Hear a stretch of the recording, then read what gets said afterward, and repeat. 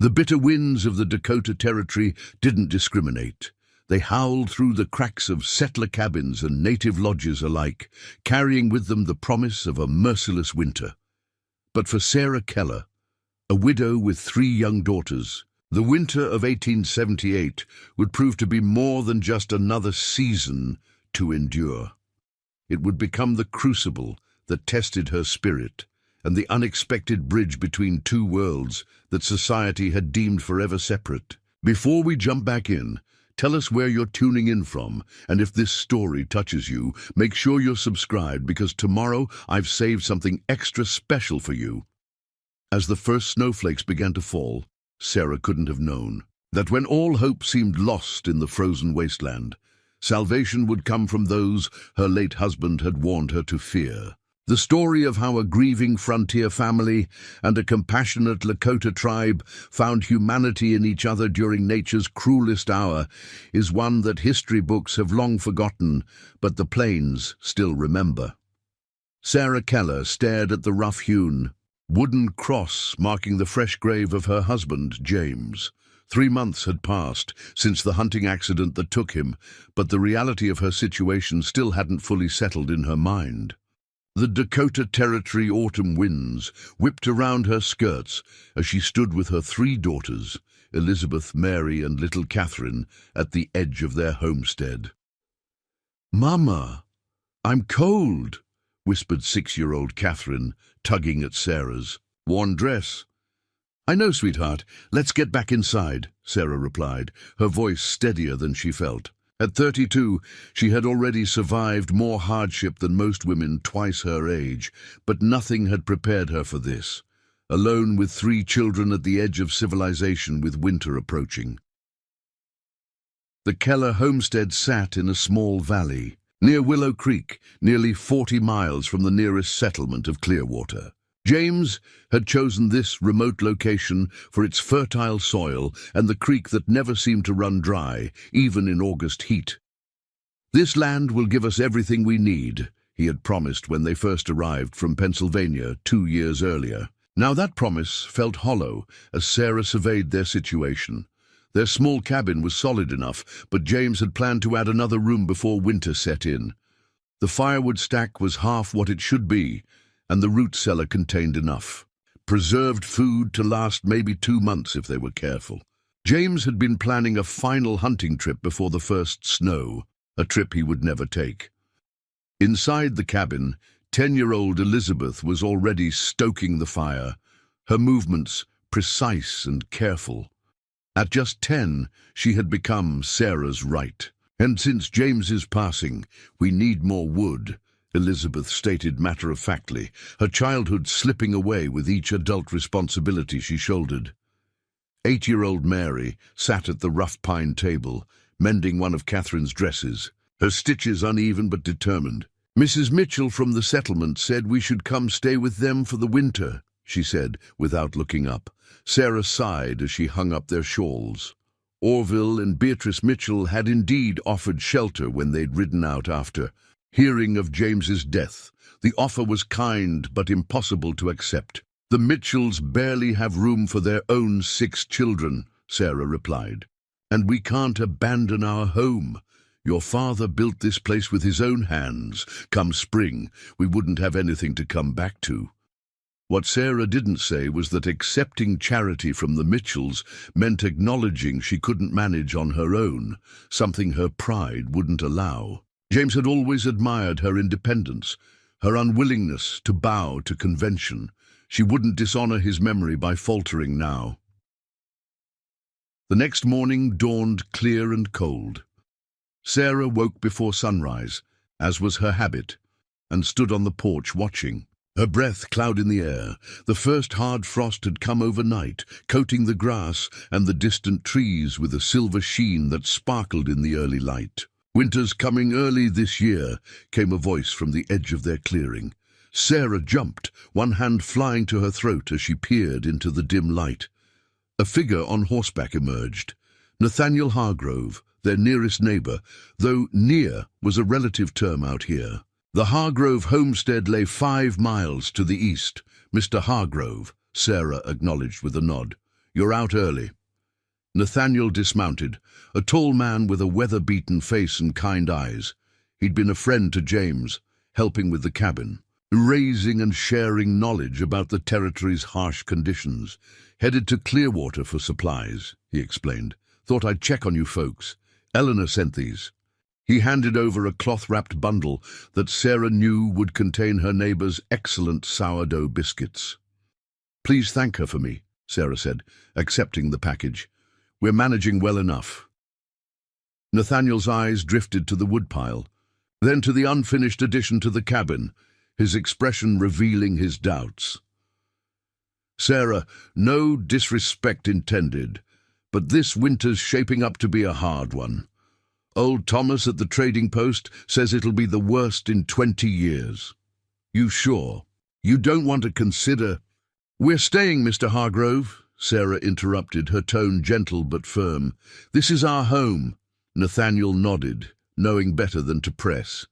"Then at least let me send my boys over to help with that woodpile. James would have done the same for Edinor if our situations were reversed." Sarah swallowed her pride enough to accept this offer. "That would be most appreciated." After Nathaniel departed with promises to return in a few days, Sarah went about her morning chores with renewed determination.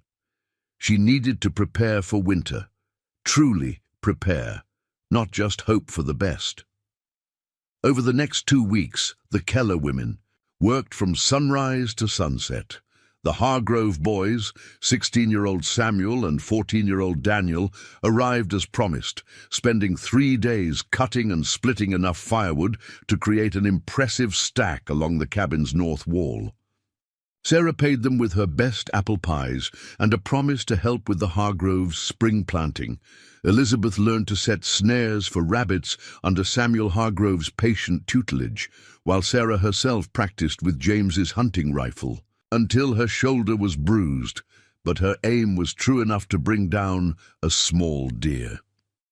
The meat, carefully butchered and smoked according to Eleanor Hargrove's instructions, would extend their winter stores considerably. The first snowfall came, in early November, earlier than anyone had expected. Light flurries at first, beautiful and seemingly harmless, but Sarah noticed the nervous behavior of the wildlife and remembered James's warnings about how quickly prairie weather could turn deadly. "We should finish the preparations today," she told the girls as they watched the snowflakes from the cabin window. "I have a feeling we won't have much time." They worked frantically, bringing in the last of the root vegetables from their small garden and securing the livestock, 1 milk cow, 2 goats, and a half-dozen chickens, in the small barn James had built adjacent to the cabin. Sarah had considered selling the animals in Clearwater, but decided their milk and eggs would be more valuable than the meager price they would fetch. By nightfall, the light flurries had transformed into a steady snowfall that blanketed the ground with 3 inches of white. The wind had picked up too, rattling the shutters that James had made last winter. As Sarah tucked her daughters into the bed they shared, Catherine asked the question that had been in all their minds. "Are we going to be all right, Mama?" Sarah smoothed, her youngest daughter's golden curls so like her father's. "Of course we are, little one. Our home is strong, we have food and firewood, and we have each other. What more could we need?" Elizabeth, always the practical one, spoke up from her side of the bed. "Pa would have known what to do. He always did." Sarah felt a pang in her heart at the simple truth of her eldest daughter's words. James had been their compass, their protector, their link to this wild land. Without him, they were navigating uncharted waters. "Your father taught me many things," Sarah replied carefully, "and what he didn't have time to teach me, I'll learn. We come from strong stock, remember? Your grandmother crossed the Alleghenies in a covered wagon when she was younger than you, Elizabeth." This familiar family story brought small smiles to her daughters' faces, and Sarah continued with the nightly ritual James had started, telling stories of their ancestors' courage until heavy eyelids closed and gentle breathing filled the cabins. Quiet darkness. Outside, the snow continued to fall. The next 3 weeks brought a false sense of security. The snow remained a constant presence, but the truly bitter cold hadn't yet arrived. Sarah established a routine: mornings for indoor chores and lessons for the girls, afternoons for tending the animals and checking Elizabeth's snares, which occasionally yielded a rabbit or squirrel to supplement their meals. In early December, Nathaniel Hargrove made a final visit before what he called the real winter set in. "The pass to Clearwater will be closed soon," he warned, as he helped Sarah mend a weak spot in the barn roof. "If there's anything you need from town, now's the time to say so." Sarah mentally reviewed their supplies. They had flour, sugar, coffee, and salt. Medical supplies were limited to some willow bark for pain, a bottle of whiskey for disinfecting, and various herbal remedies Sarah had learned from her mother. It would have to be enough. "Just mail, if there is any," she replied. "And perhaps some peppermint sticks for the girls' Christmas." Nathaniel nodded, his expression grave. "Sarah, I won't be able to check on you again until the spring thaw. Once the deep snow comes, getting between our homesteads will be impossible." "We'll be fine," Sarah assured him, with more confidence than she truly felt. Before leaving, Nathaniel pulled something from his saddlebag, a small, leather-bound book. "Eleanor thought you might want this. It's a journal of her first winter here. Has some useful information about surviving the cold when you're new to it." Sarah accepted the gift with genuine gratitude. Please thank her for her kindness. Preparing and narrating this story took us a lot of time, so if you are enjoying it, subscribe to our channel. It means a lot to us. Now back to the story. As Nathaniel mounted his horse, he paused. "One more thing. There's been talk of Lakota, hunting parties moving through the area. Nothing to worry about, most likely. They're just hunting what we haven't scared off yet. But James mentioned once that you've never encountered the natives before." Sarah tensed. James had indeed spoken of the indigenous people with a mixture of respect and caution, born from experiences during his time as a young man working with the railroad. "They're proud people," he told her, "with their own ways and reasons. Best to keep your distance and let them keep theirs." "What should I do if they come near the homestead?" she asked. Nathaniel considered this. "Most likely they'll pass by without approaching. If they do come near, a show of respect goes a long way. Don't show fear, but don't challenge either. A gift of food can be taken as a sign of peaceful intentions." These vague instructions did little to settle Sarah's nerves, but she nodded as if they were perfectly clear. "Safe travels, Mr. Hargrove." After watching him disappear into the tree line, Sarah returned to the cabin, clutching Eleanor's journal like a lifeline. That night, after the girls were asleep, she read by candlelight, absorbing Eleanor's practical wisdom and startling honesty about the terror of that first winter, the bone-deep cold unlike anything she'd known back east, the isolation that could drive one to the brink of madness. "The silence is the worst," Eleanor had written. "Days when the wind stops and the snow dampens all sound, you can hear your own heartbeat. James says that's when the Lakota believe the spirits walk closest to our world. I don't know about spirits, but I do know that in that silence, a person can start to believe they're the last soul alive on God's earth." Sarah closed the journal, unsettled. The parallels were too close for comfort. Another Sarah, another James, another family trying to carve life from this unforgiving land. The real winter arrived 3 days later, announcing itself with a howling wind that rose in the pre-dawn hours. Sarah woke to a sound like a freight train passing outside their walls, and temperatures that had plummeted overnight. The water bucket by the door had frozen solid. "Mama, I can see my breath inside," Mary exclaimed, her eyes wide with a mixture of wonder and fear. "Keep the fire stoked high today," Sarah instructed as she pulled on an extra layer of clothing. "I need to check on the animals." Opening the cabin door required all her strength as the wind pushed against it. The scene outside stole her breath. Not just from the cold, but from the transformation of their familiar homestead into an alien landscape. Snow had drifted against the cabin in waves that reached nearly to the windowsills in places. The path to the barn was completely obscured. Sarah fought her way through snow that reached above her knees, the wind cutting through her clothes as if they were made of paper. By the time she reached the barn, her hands were numb despite her. Woolen mittens, and her face burned from the cold. The animals greeted her with anxious noises. The temperature in the barn was frigid, but better than outside, and Sarah worked quickly to ensure the livestock had fresh hay and that their water hadn't completely frozen. As she worked, she calculated how long their feed would last. If the winter stretched too long, decisions would have to be made about which animals they could afford to keep alive. Returning to the cabin was even more difficult, fighting against the wind that seemed determined to knock her down. When she finally stumbled through the door, Elizabeth was waiting with a cup of hot coffee. "You were gone so long," her daughter said, worry etching lines around her young eyes. Catherine started crying. "She thought you weren't coming back." Sarah looked to where her youngest sat by the fire, red-eyed but trying to be brave. "Oh, my darling, I will always come back to you. Always."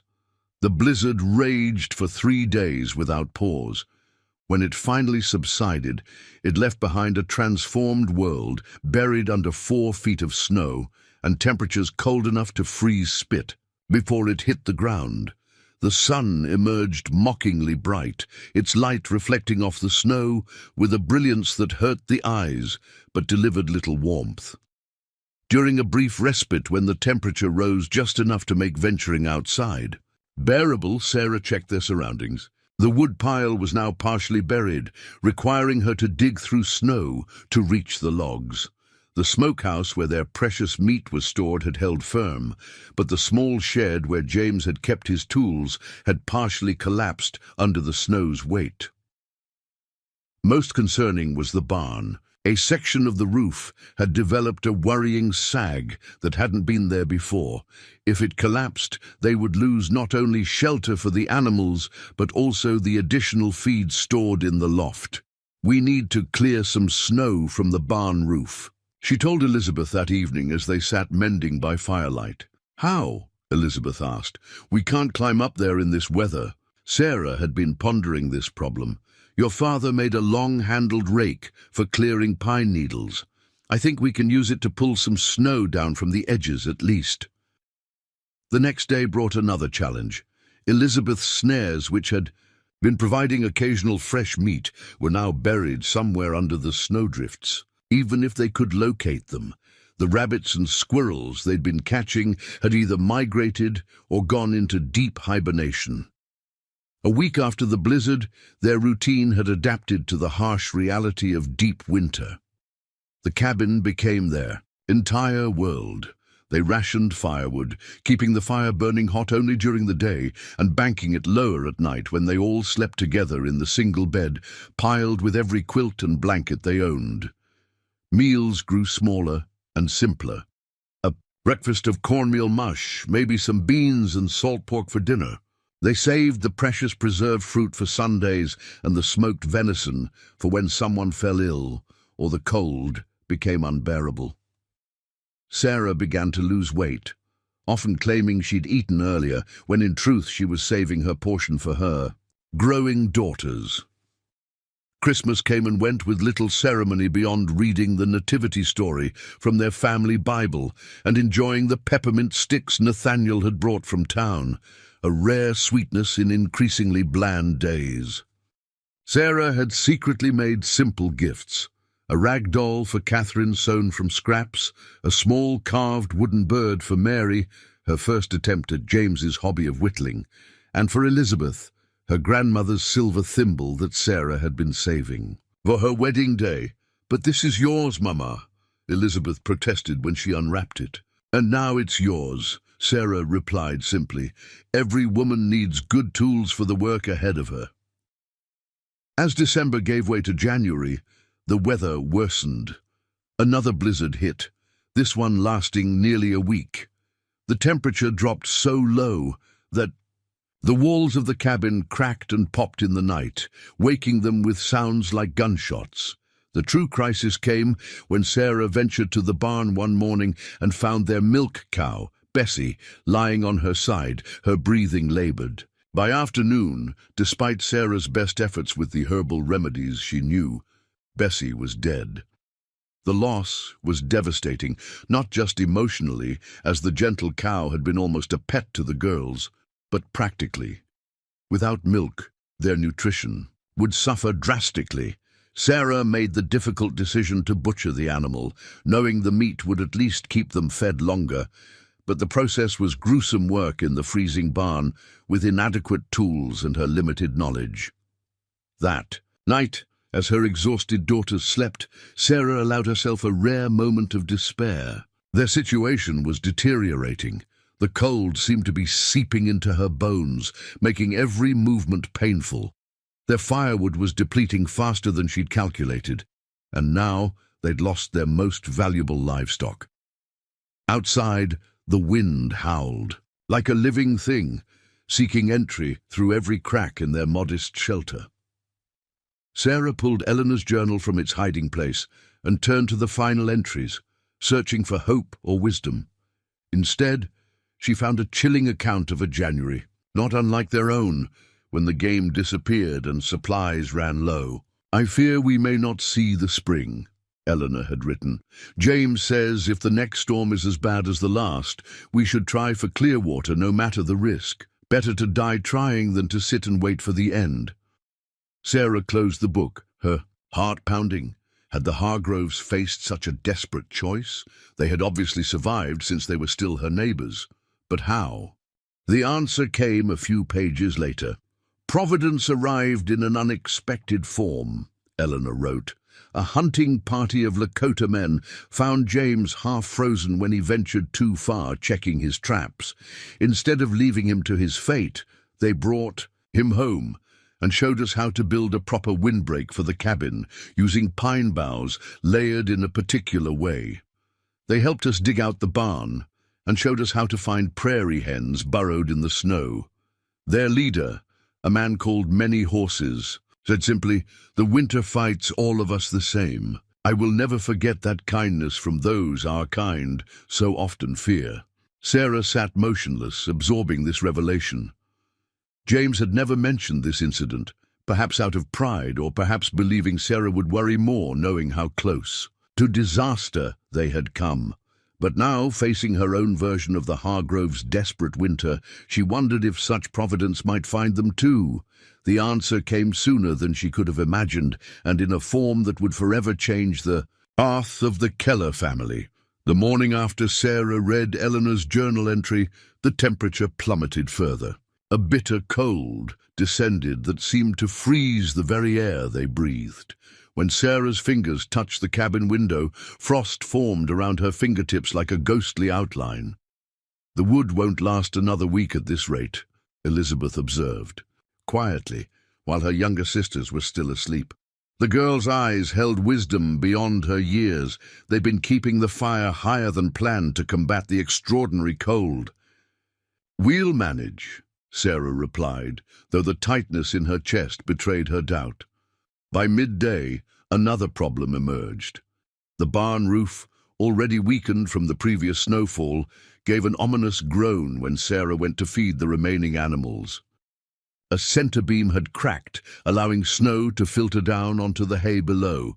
The two goats and chickens huddled together in a corner, instinctively sensing the danger. "We need to move them into the cabin," Sarah announced when she returned, her lips blue from the short journey. "In here with us?" Mary asked, wrinkling her nose. "Yes, unless you'd prefer milkless tea for the remainder of winter," Sarah replied, attempting a lightness she didn't feel. The goats were now their only source of milk since Bessie's death, precious nutrition they couldn't afford to lose. Creating space for livestock in their already cramped quarters required rearranging everything. They cleared a corner near the fireplace, laying down straw from the barn. The girls giggled despite their exhaustion when the first goat, Nettie, walked daintily through the doorway as if she'd been invited to tea. "She acts like she owns the place already," Catherine laughed as the goat immediately investigated every corner. "Just wait until she meets our chamber pot," Elizabeth muttered, causing Sarah to crack a smile. By nightfall, their cabin had transformed into a peculiar kind of ark. The goats and chickens settled into their newly designated area, the animals' body heat providing a small but noticeable addition of warmth.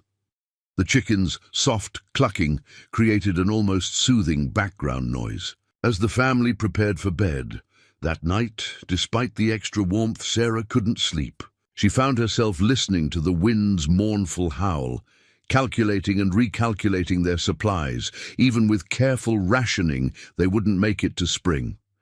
The reality she'd been avoiding crashed over her with the force of a physical blow. They were going to die here unless something changed. In the darkness, Sarah allowed silent tears to fall. She thought of James, his confidence, his certainty that this land would provide for them. Had he known how precarious their situation really was? Had he understood the gamble they were taking by settling so far from others? "James," she whispered, into the darkness. "I don't know what to do." The silence that followed seemed deeper than before, as if the night itself held its breath. Then, barely perceptible at first, Sarah detected a new sound beneath the wind's constant moan, the rhythmic crunch of snow under footsteps. Someone or something was approaching the cabin. Sarah slipped from the bed carefully, trying not to wake the girls. She reached for James's rifle, kept loaded since the first blizzard, and moved to the window.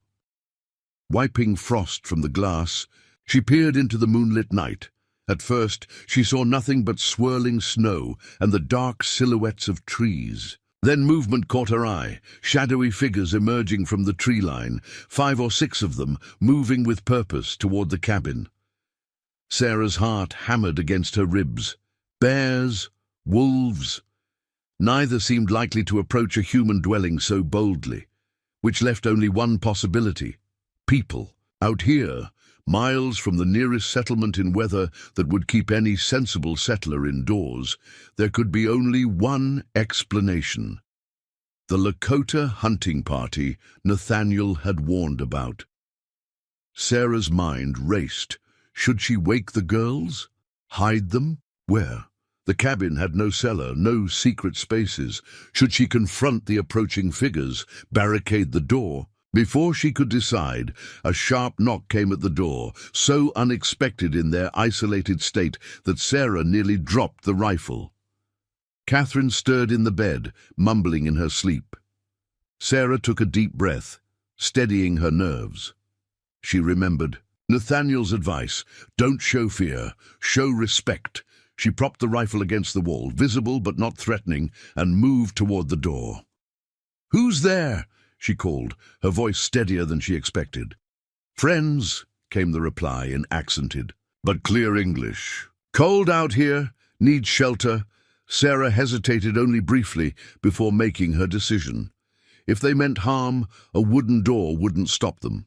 And turning away anyone in this weather, regardless of who they were, went against everything she believed.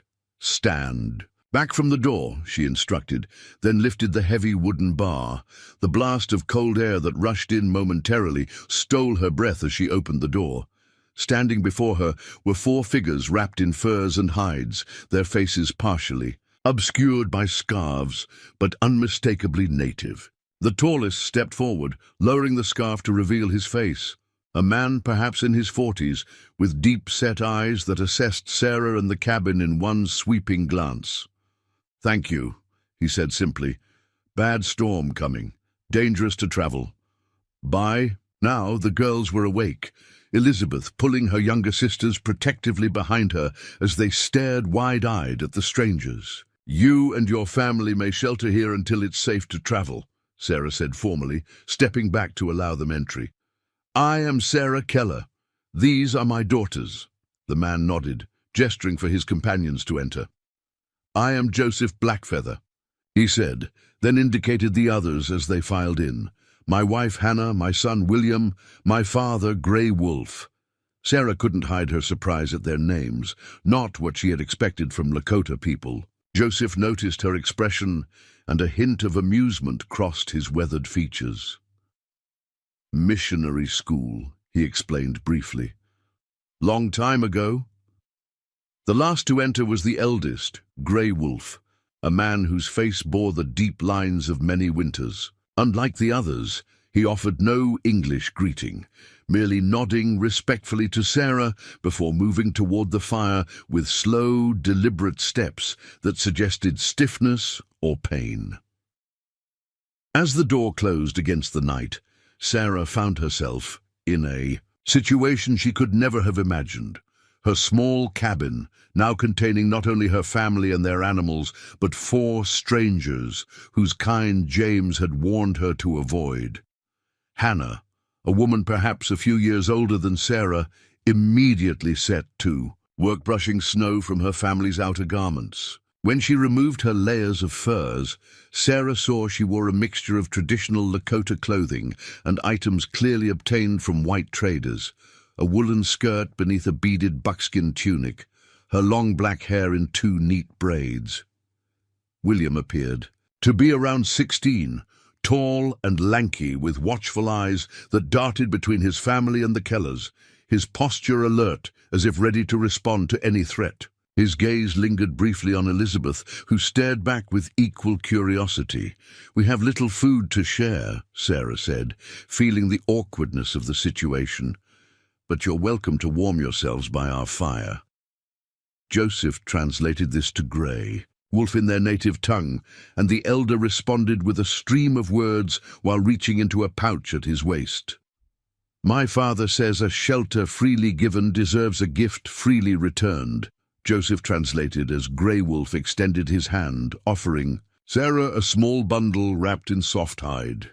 Sarah accepted it, carefully unwrapping the package to reveal strips of dark, dried meat. "Buffalo pemmican," Joseph explained. "Good food, strong food, will last long winter."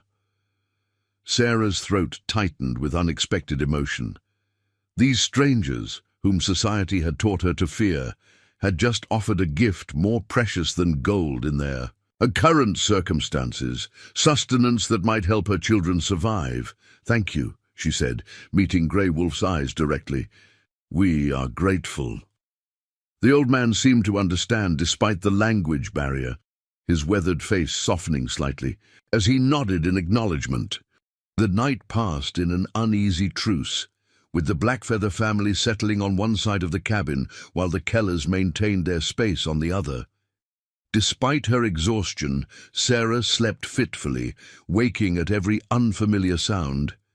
Yet, whenever her eyes opened, she saw Joseph sitting alert by the fire, keeping watch over both families, adding wood carefully to maintain the warmth. By morning, the promised storm had arrived. Snow fell so thickly that the window revealed nothing but white, and the wind's howl had intensified to a roar that made conversation difficult.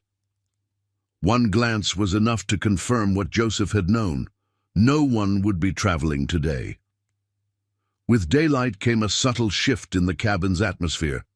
Catherine, always the most adaptable of Sarah's daughters, broke the ice by approaching Hannah shyly, as the woman prepared a strange-smelling tea from supplies in her pack. "What's that?" the 6-year-old asked, pointing to the steaming liquid. Hannah smiled, her face transforming with warmth. "Pine needle tea," she replied in careful English. "Good for sickness, makes strong blood." When she offered a cup to Sarah, the frontier widow hesitated only briefly before accepting. The tea was resinous and sharp, but not unpleasant, and its warmth spread through her chilled body like a blessing. As the day progressed, the proximity forced a tentative cooperation. When William noticed the barn roof's dangerous condition through the window, he and Joseph insisted on venturing out to temporarily reinforce it despite the storm. They returned an hour later, encrusted with snow but successful, having propped the failing beam with a sturdy branch cut from a nearby pine. By afternoon, Mary had overcome her initial shyness enough to show Hannah her mending work. The Lakota woman gently corrected her stitching technique, demonstrating a more efficient method that Mary quickly adopted. "My grandmother taught me," Hannah explained in her halting English. "She say, good stitches mean warm winter." Grey Wolf remained somewhat apart, sitting cross-legged near the fire, observing everything with keen eyes that missed nothing. Occasionally, he would speak to Joseph, who translated only some of these comments to the others. During one such exchange, Joseph looked troubled. After a lengthy conversation with his father, he approached Sarah, who was preparing their evening meal, a thin stew now enhanced with small pieces of the pemmican. "My father says your home speaks of sickness," he said quietly, so the children wouldn't hear. Sarah stiffened. "We're all healthy here," Joseph shook his head. "Not body sickness, home sickness. The wood does not breathe. The air stays bad, makes winter fever come."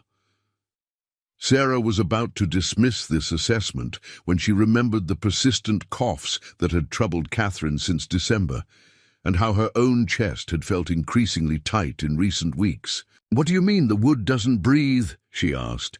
In response, Joseph gestured to the tightly chinked walls of the cabin. "Log homes need breath holes, covered when a big wind comes, open when air is still. White settlers build too tight. Air becomes like poison over long winters." That evening, after a meal that was meager but better than what they'd had in weeks, thanks to the addition of pemmican, Grey Wolf spoke at length while staring into the fire. Joseph translated his father's words for Sarah. "My father says long ago his people did not live in fixed places during winter. They followed the buffalo, moving with the seasons. When white man's way pushed us to stay in one place, many died. From winter sickness until we learned new ways to live when snow is deep." Grey Wolf continued speaking, his gnarled hands making shapes in the air that seemed to conjure the very history he described. "He says our peoples can learn from each other. Your kind knows how to build strong walls against storm. Our kind knows how to find food when snow hides it, how to make medicines from what grows even in winter, how to keep air sweet so lungs stay strong." Sarah found herself drawn into the old man's story despite herself. "Does he think we could learn these things?" Joseph's translation of this question made Grey Wolf look directly at Sarah for perhaps the first time. His response came with unexpected intensity. "He says you must learn, or your children will not see grass time." The bluntness of this assessment struck Sarah like a physical blow. She looked at her daughters, Elizabeth helping William repair. A snowshoe by firelight, Mary learning a string game from Hannah, little Catherine already asleep on her pallet, and knew with cold certainty that Grey Wolf was right. Their situation was more dire than she'd allowed herself to admit. "We would be grateful for any knowledge your family is willing to share," she said formally. When this was translated, Grey Wolf nodded once, decisively, as if a pact had been sealed. Then blizzard raged for 3 more days, during which the uneasy coexistence gradually transformed into something approaching companionship. Under Grey Wolf's direction, Joseph and William created small, covered vents in the cabin walls that could be opened when the wind died down, allowing fresh air to circulate without losing too much precious heat. Hannah taught Sarah and the girls how to make pine needle tea, explaining which types of evergreens were best and which to avoid. She also showed them how to make poultices for chest congestion using pine resin and animal fat, a remedy that notably eased Catherine's persistent cough. William, whose English was better than his parents had initially let on, took Elizabeth outside during a brief lull in the storm and taught her how to identify rabbit runs beneath the snow, packed tunnels where the animals traveled that weren't visible to untrained eyes. "You look for a small rise in snow, like this," he demonstrated, pointing to what appeared to be a random bump in the otherwise smooth white surface. "Set a snare here, not where you think the rabbit should be." On the fourth morning they woke to silence. The storm had finally passed. Outside, the world was transformed, buried under feet of fresh snow that sparkled blindingly in the winter. Sunshine. The Blackfeather family prepared to depart, gathering their few belongings and the emergency supplies they'd brought. Sarah watched these preparations with growing apprehension. The past days had shown her how unprepared they truly were, how much they still needed to learn to survive until spring. "You could stay longer," she offered, as Joseph shouldered his pack. "At least until we're sure another storm isn't coming." Joseph and Hannah exchanged glances, a wordless communication passing between them. It was Hannah who finally responded. "Our settlement waits for us," she explained. "Others need hunting meat we bring, but—" She hesitated, looking to her husband for confirmation. "But we do not go far," Joseph finished. 5 hours' walk that way." He pointed westward, where creek bends and 3 tall pines stand together. "Our winter camp is there until the moon of hunger ends." Grey Wolf, who had been mostly silent as they prepared to leave, suddenly spoke at length to Joseph, who listened with evident respect before turning to Sarah. "My father says he sees strength in you like a Lakota woman, but knowledge is missing. He asks if you would permit Hannah to return tomorrow to teach more winter ways." Sarah couldn't hide her relief at this suggestion. "I would be very grateful." As the Blackfeather family departed, Sarah and her daughters stood in the doorway, watching until they disappeared into the tree line. The cabin felt strangely empty without them. "Will they really come back?" Catherine asked, her small face troubled. "Yes," Sarah replied with more certainty than she'd felt about anything in months. "I believe they will." True to their word, Hannah returned the next day, accompanied by William. They brought more pemmican and a strange flour made from ground, cattail roots, that Hannah showed Sarah how to mix with their dwindling cornmeal to extend their supplies. This began a new pattern for the Keller family. Every few days, weather permitting, either Hannah or William would arrive, sometimes staying for hours, sometimes for a full day, bringing not only tangible gifts of food or medicine, but also knowledge that proved equally valuable. Hannah taught Sarah how to make soap using wood ash and rendered fat, a skill Sarah had never mastered, despite her mother's attempts to teach her back east. William showed Elizabeth how to carve simple but effective hunting tools and how to set more productive snares using materials they had at hand.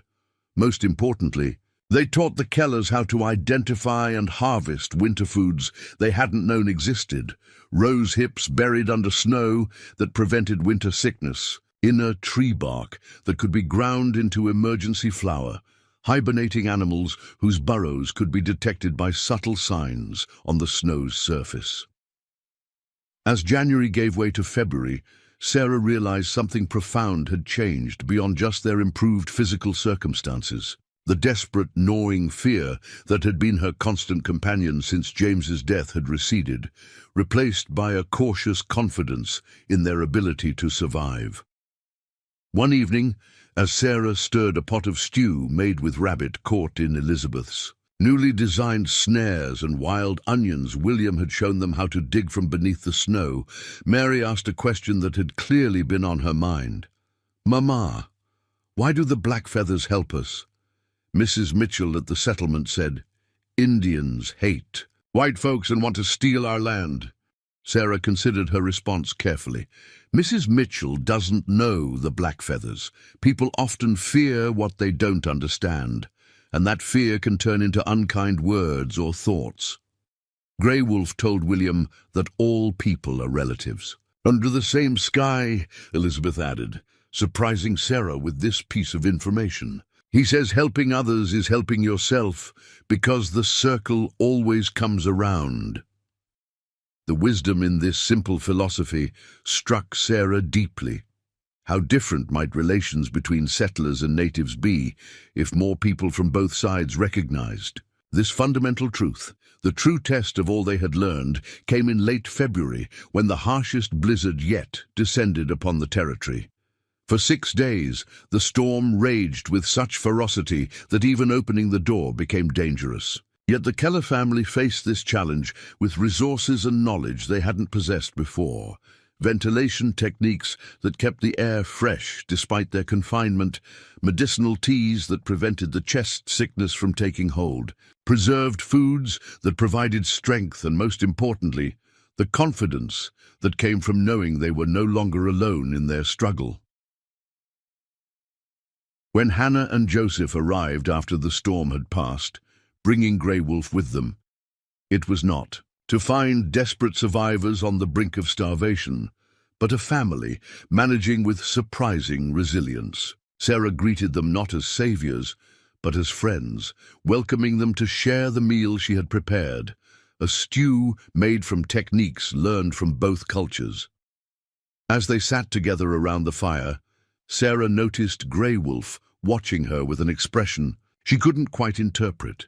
After the meal, he spoke at length to Joseph, who translated. "My father says he has watched you learn our ways with an open heart. Now he wishes to share something more. Not just knowledge for survival, but wisdom for living. He asks if you would like to hear the story of how his people first survived the White Winter and what the ancestors taught about finding one's true path when all seems lost."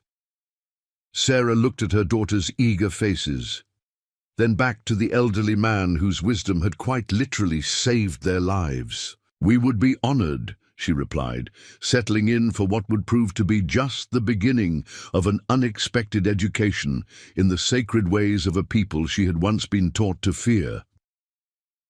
As Grey Wolf began to speak and Joseph translated, the cabin grew quiet except for the crackling of the fire.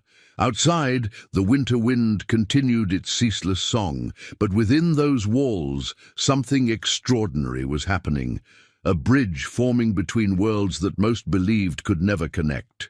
As Grey Wolf began his story, the cabin seemed to grow warmer, more intimate. Even the animals quieted, as if they too were listening to the elder's words flowing through Joseph's careful translation.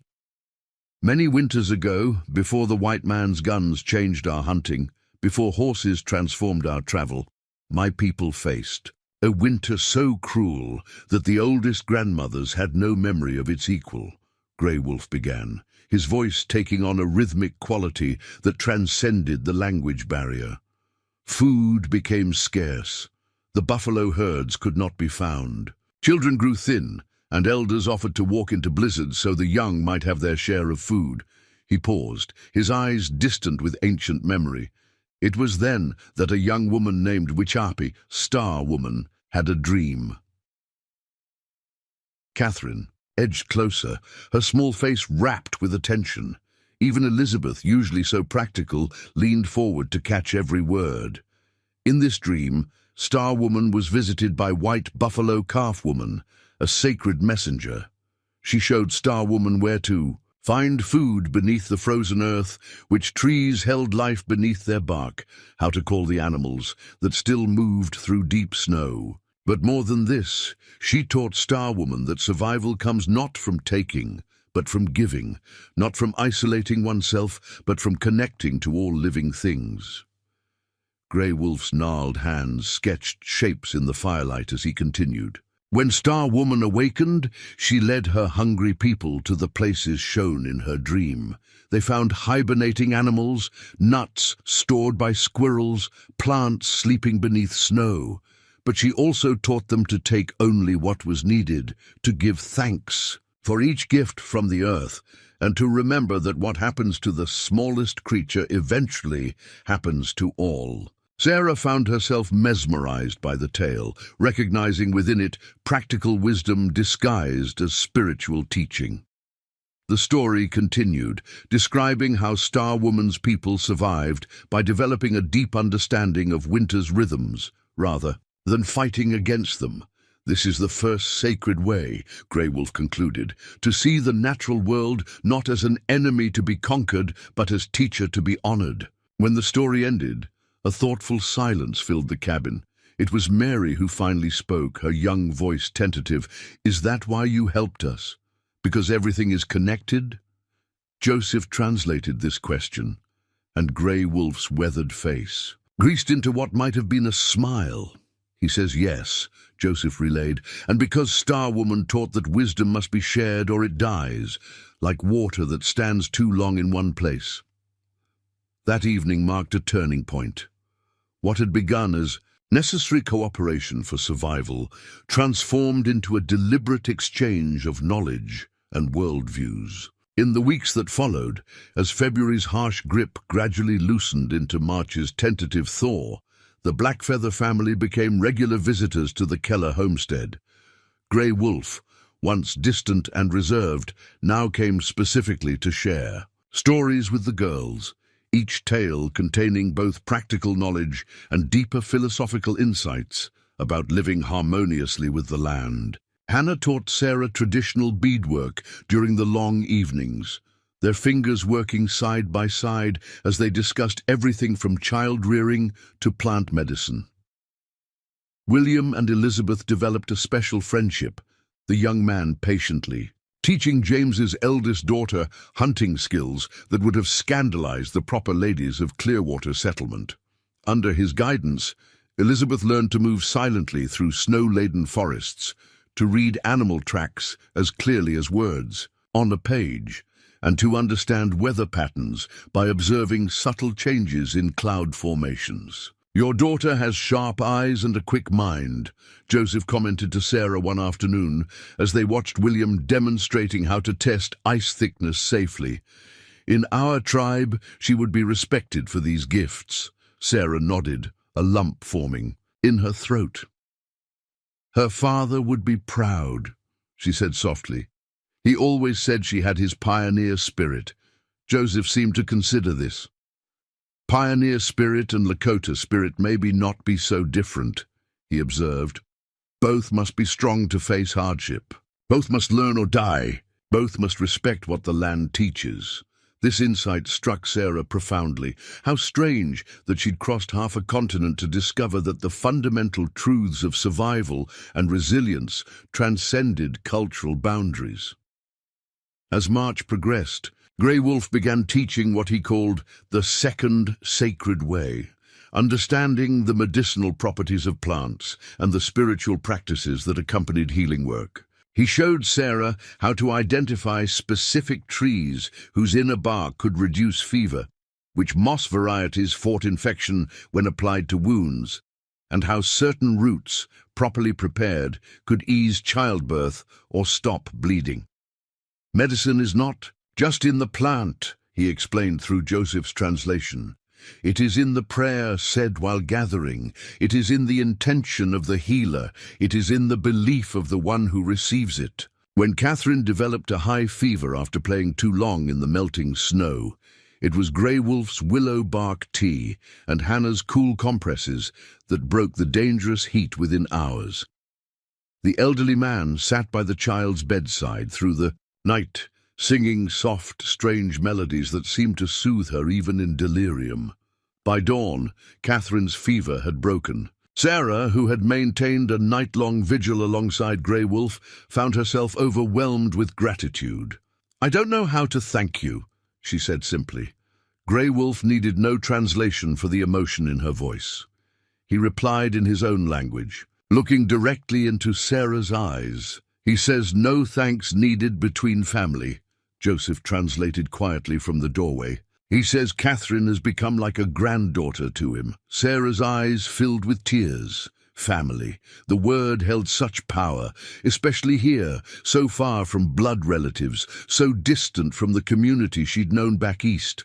Somehow, against all odds and expectations, they had found connection in this wilderness.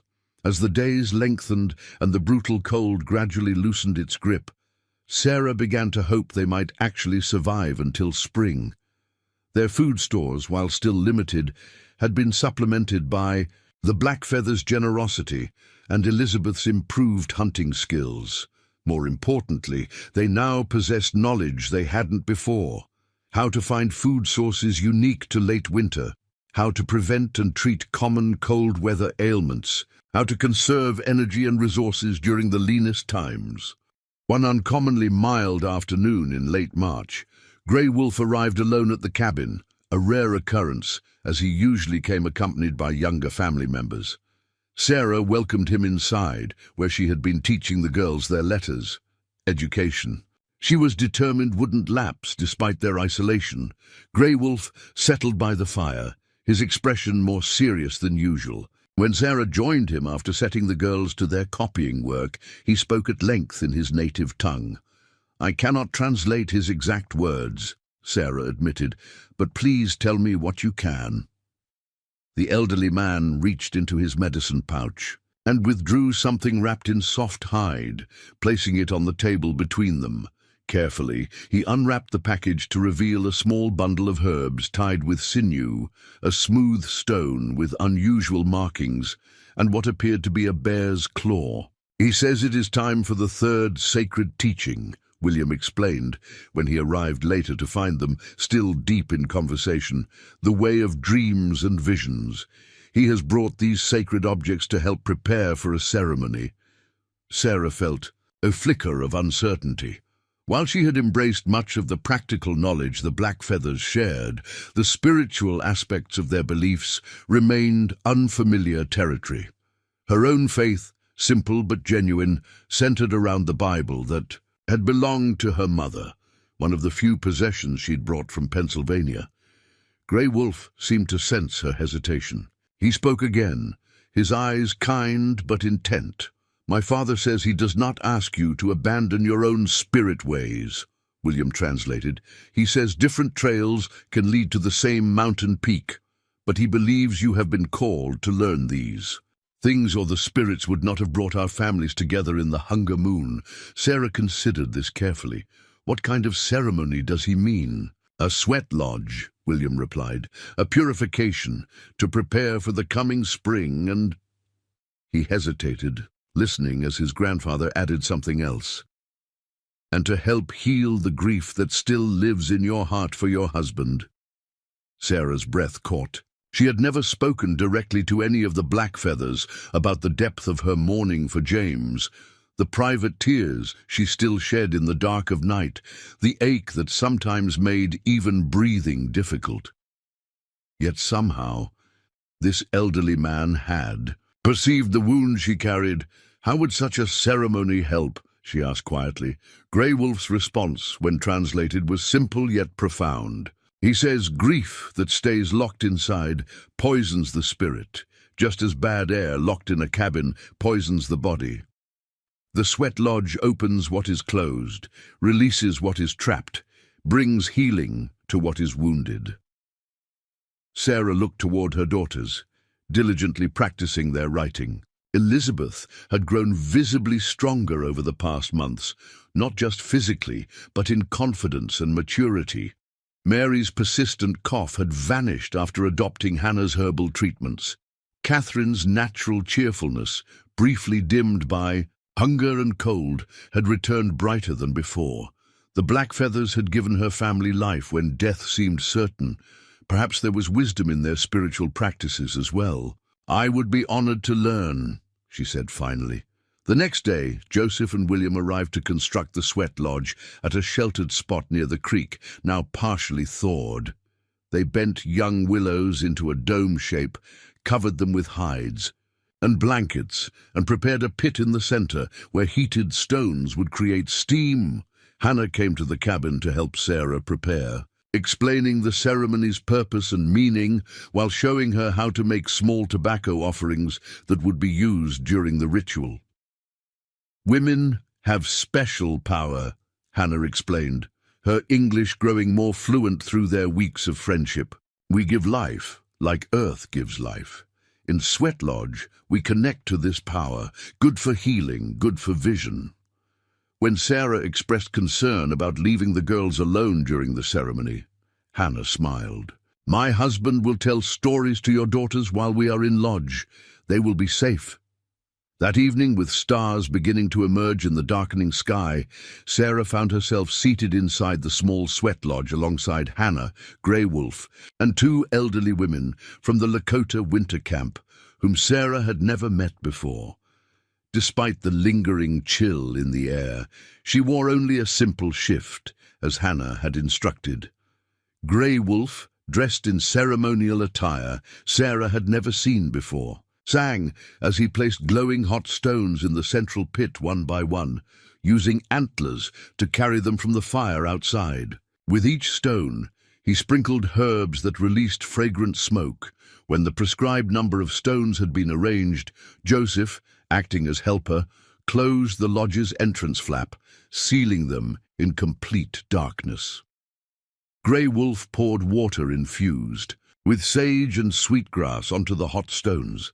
Steam hissed upward, instantly filling the small space with damp heat that took Sarah's breath away. The temperature rose rapidly as more water was added, the steam becoming so thick that breathing required conscious effort. The intensity was unlike anything Sarah had experienced. Sweat poured from her body as the elders began to sing, their voices rising and falling in patterns that seemed to vibrate through her bones. The darkness, the heat, the rhythm, all combined to create a state unlike ordinary awareness, not quite dreaming but not fully awake either. Time lost meaning. Sarah wasn't sure if they had been in the lodge for minutes or hours when Grey Wolf began to speak directly to her through Hannah's translation. "Open your heart to the spirits of this land," he instructed. "They have been watching you since you arrived. They know your strength. They know your pain. Ask them for what you need." Sarah hesitated, uncertain how to address entities she wasn't sure she believed in. Yet something in the atmosphere, the profound darkness, the penetrating heat, the voices of these people who had become so important to her family, made it possible to set aside doubt. "I need to know that my daughters will survive here," she whispered into the steam. "I need to know that James's dream for us wasn't a mistake." Grey Wolf sang in response, a haunting melody that seemed to circle the lodge like a living thing. More water on the stones, more steam, more heat that pushed Sarah to what she thought must be her limit, then beyond it. And then, just when she thought she could endure no more, something extraordinary happened.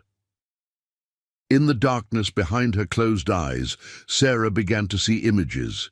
James, standing beside a creek, not as she had last seen him, pale and broken from his accident, but vibrant and smiling. Beside him stood another man, one she didn't recognize, dressed in traditional Lakota attire.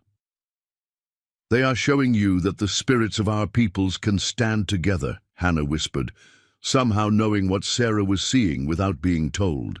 "Your husband's spirit and our ancestors, they are not separated as the living sometimes are." The vision shifted. Sarah saw her homestead, but not as it currently existed. She saw it in summer, fields green with crops, the cabin expanded, fruit trees flowering where none currently grew. She saw her daughters, older, Elizabeth instructing younger children in what looked like hunting skills, Mary attending to patients. In what appeared to be a small infirmary, Catherine conversing easily in Lakota with indigenous women while they worked together preserving food. "You are seeing what may come," Grey Wolf said through Hannah. "Not what will certainly be, but what is possible if you continue on this path of two worlds meeting as one." The vision faded as more water hit the stones, more steam filled the lodge. The songs changed in tone and rhythm. Hannah explained that they were now moving into the healing portion of the ceremony. "Think of your grief," she instructed Sarah. "See it as a dark object inside your chest. When the steam rises again, release it with your breath." Sarah did as instructed, picturing the ache of James's absence as a tangible thing. When Grey Wolf poured the next ladle of water, creating a fresh surge of steam, she exhaled forcefully, imagining that dark mass leaving her body. "Again," Hannah urged. "Each breath, let it go." By the fourth round of stones, when the entrance flap was finally opened, allowing cooler air to rush in, Sarah felt physically exhausted, but somehow lighter, as if a burden she'd carried so long she'd forgotten its weight had been partially lifted.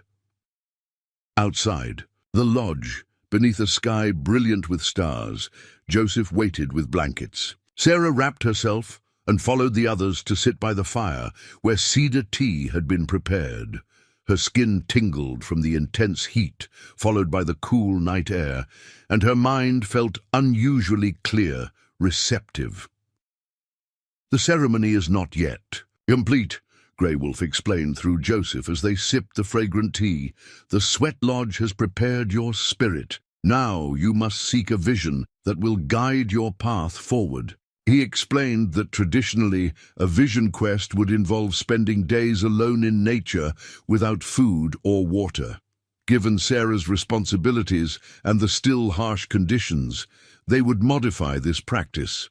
Instead, she would spend the remainder of the night in meditation at a special place near the creek, wrapped in buffalo robes against the cold, with sacred herbs burning to attract helpful spirits. "I don't know if I can receive a vision," Sarah admitted. "In my faith, God speaks through His word, not through dreams." Grey Wolf listened to this concern, his expression thoughtful. "He says the Creator speaks in many voices," Joseph translated. "Through written words for some, through nature for others, through visions and dreams for many. The important thing is to listen with an open heart."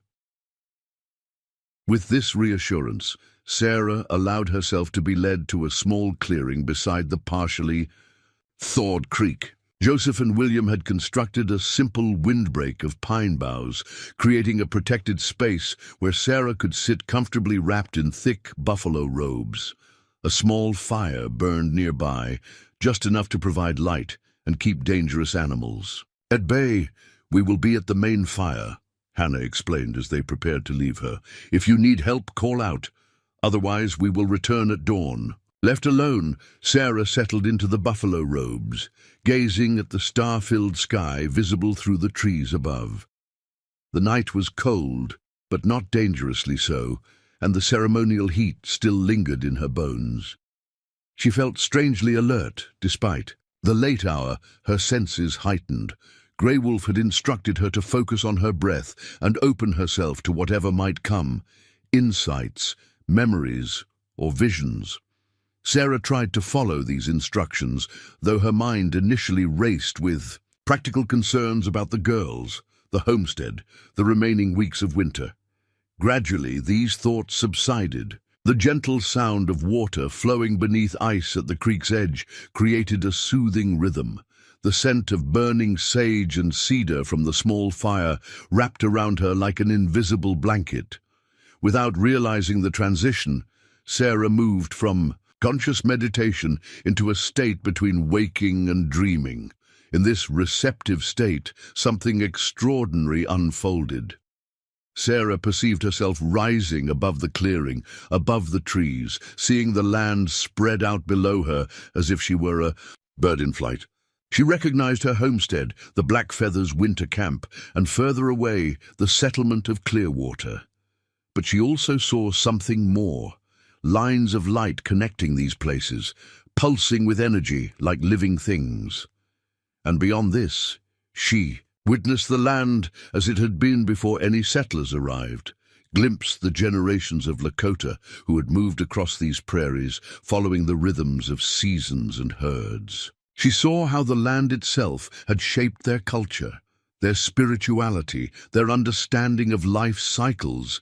Then, with a perspective that seemed to span time itself, Sarah witnessed what might come next, a future where her daughters had created something unique on this frontier, a place where the wisdom of both worlds combined to create something new and healing. She saw Elizabeth as a grown woman, respected by both settlers and native people, as someone who could navigate between these worlds, preserving critical knowledge that might otherwise be lost.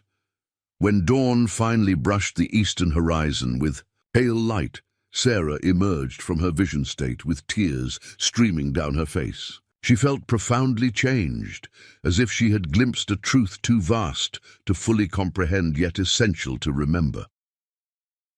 Hannah came to guide her back to the main fire, where Grey Wolf waited. One look at Sarah's face told the elderly man all he needed to know. "She has seen," he said simply in his own language, and even without translation, Sarah understood. They walked back to the cabin together as the sun rose fully, casting long shadows across the snow-patched landscape. The girls were still sleeping when Sarah entered, Joseph having kept watch through the night. "Thank you," Sarah said, the words entirely inadequate for what she felt. "For everything." Joseph translated this to his father, who responded with unexpected emotion, clasping Sarah's hands in his own weathered ones. "He says you have honored our ways by opening your heart to them," Joseph explained, "and in doing so, you have helped preserve knowledge that might otherwise die with him. This is a gift beyond measure." As the Blackfeathers prepared to return to their camp, promising to visit again soon, Sarah stood in the doorway watching them depart. The morning light illuminated a world transformed, not just by the gradual approach of spring, but by her own shifted perspective. The path ahead would not be easy. There would still be hardships to endure, prejudices to overcome, practical challenges of survival in this demanding land. But Sarah now possessed something she hadn't before, a vision of possibility that transcended the limitations others might try to impose. In the most unexpected of circumstances, through the kindness of people she had been taught to fear, Sarah Keller had discovered not just how to survive a brutal winter, but how to truly live in this new land, with reverence for its history, respect for its original people, and hope for a future where the best of different worlds might someday become one. April arrived with a gentleness that belied the winter's brutality. Patches of bare earth emerged from beneath melting snow like islands in a white sea. The creek broke free from its icy prison, water bubbling over rocks with renewed vigor. Each morning brought new signs of the changing season, birdsong returning. To the trees, tender green shoots pushing through softening soil, longer days filled with strengthening sunlight. For the Keller family, this gradual awakening of the land marked not just their survival against impossible odds, but a profound transformation in how they viewed their place in this frontier world. Sarah stood at the edge of what would become their spring garden, watching Elizabeth and William construct a fence designed to keep deer and rabbits from consuming the precious seedlings they would soon plant. The young people worked with an easy camaraderie that crossed cultural boundaries, sharing knowledge and laughter as they secured willow branches between sturdy posts. "My father would have made it differently," Elizabeth remarked, examining the lattice-like structure taking shape. "He always used straight rails," William nodded, tying another branch into place. "Rails work well. This works too. Different ways can solve same problem." The simple wisdom in this statement struck Sarah anew. How often had she believed there was only one correct approach, the way things had always been done back east? Yet, here on the frontier, that rigidity might have cost them their lives. Flexibility and openness to unfamiliar methods had proven not just useful, but essential. Mary appeared beside Sarah, carrying Catherine on her hip. At 8 years old, Mary wasn't much bigger than her 6-year-old sister, but recent months had strengthened her slight frame. "Hannah's coming," Mary announced, pointing toward the tree line where a familiar figure had emerged. "She said yesterday she'd bring those special seeds, remember?" Sarah nodded, shading her eyes against the spring sunlight. Hannah approached with her characteristic steady gait, a leather pouch swinging at her side. Since the sweat lodge ceremony, 3 weeks earlier, the friendship between the two women had deepened beyond mere necessity into something Sarah treasured. "The ground warms," Hannah greeted them, touching her hand to the soil. "Good time for planting new things." The new things she referred to were seeds the Lakota woman had promised to share, varieties unfamiliar to most settlers but perfectly adapted to the harsh conditions of the territory. Hannah knelt, opening her pouch to reveal several small bundles wrapped in birch bark. This one grows fast before summer heat, she explained, showing Sarah tiny black seeds. Good green food when other plants still sleep. This one keeps insects away from corn, she indicated another bundle. And this one calls the good spirits to bless the ground. Sarah no longer questioned such statements that blended practical knowledge with spiritual beliefs. Her experiences over the winter had opened her mind to possibilities beyond her previous understanding. "We're grateful for these gifts," she said simply. "Will you show us how to plant them in the proper way?" Hannah's face brightened. "Yes, there are songs that help seeds grow strong. I will teach your daughters." As the two women prepared the first section of garden, Catherine began helping Hannah arrange the seeds in specific patterns while learning a planting song in the Lakota language. The child's pronunciation was remarkably good, her young mind absorbing the unfamiliar words with ease. "She speaks our language better than you," Hannah observed with a gentle smile. "Children learn quickly," Sarah replied. "Catherine sings your songs in her sleep sometimes." Hannah's expression grew thoughtful. "In the old days, before reservations, sometimes children from other tribes lived with us after conflicts. They became Lakota in their hearts, though born to different people. Your Catherine has a Lakota spirit, I think."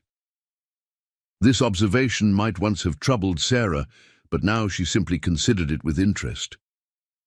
"What does that mean for her future?" Hannah shrugged slightly. "It means she will always see with two sets of eyes, your people's ways and ours. This is a gift, though sometimes a difficult one." Later that afternoon, Joseph and Grey Wolf arrived with news that would prove significant for the Keller family's future. "Soldiers came to our winter camp yesterday," Joseph explained, as they shared tea inside the cabin. "They say all Lakota must go to the reservation at Pine Ridge before summer moon, no exceptions." Sarah felt a chill despite the mild day. "But your family has harmed no one. You've helped settlers, including us." Joseph's expression remained impassive, but a muscle tightened in his jaw. "Government does not see differences between peaceful Lakota and those who fight. All must go to reservation land." "When will you leave?" Sarah asked, her chest tightening at the thought of losing these people who had become so crucial to her. "Family, soon. 2 weeks, maybe 3. Grey Wolf must prepare sacred bundles for the journey. Hannah must dry enough food." The elderly man spoke then, his words flowing in the rhythmic Lakota that had become familiar to Sarah's ears over the months. Joseph translated with evident care. "My father says the time of two peoples living separately on this land is ending. Soon, all will be under white man's government. But he has seen in his dreams that some knowledge must continue, passing between our peoples like fire shared from one lodge to another during storm."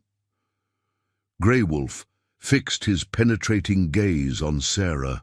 "He says you and your daughters have been chosen by the spirits to carry certain understandings forward. Not to become Lakota, you will always walk your own path, but to remember our ways and speak of them truthfully when others tell lies." The responsibility implied in these words felt enormous. "I don't know if we're worthy of such trust," Sarah admitted. Grey Wolf's response, when translated, was both gentle and firm.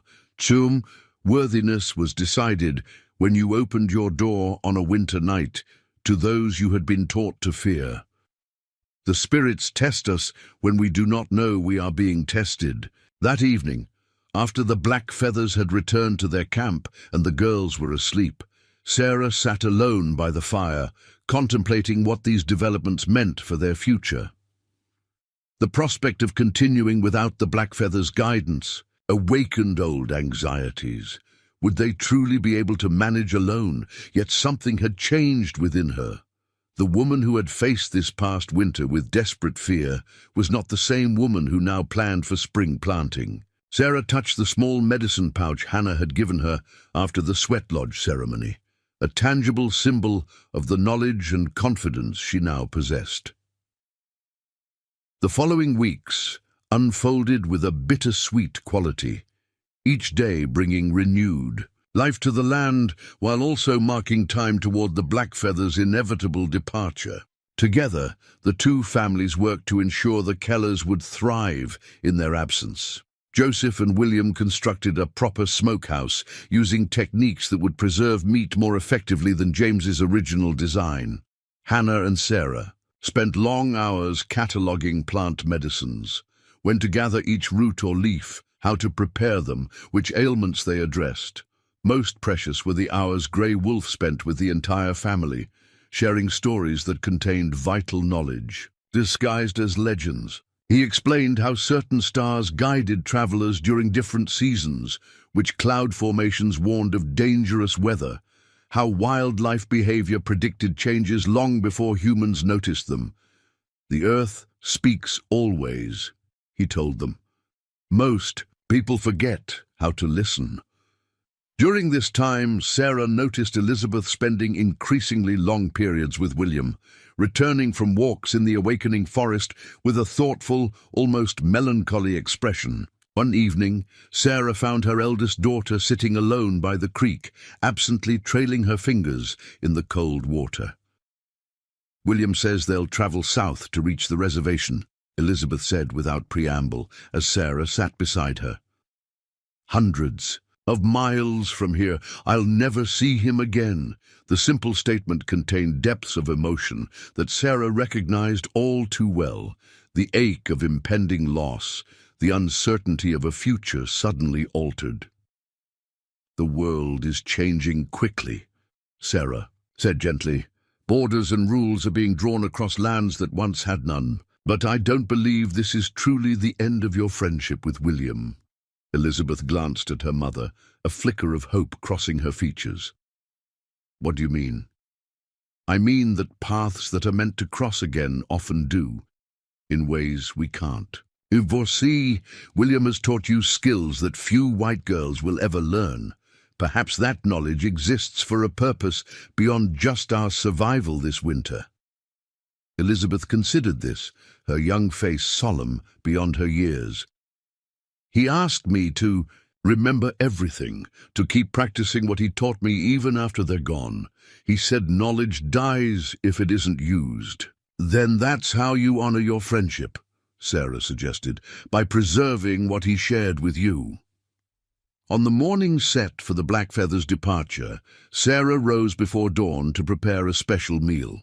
She used the last of their precious coffee, beans saved for an important occasion, and baked cornbread with dried berries, a favorite of Grey Wolf's.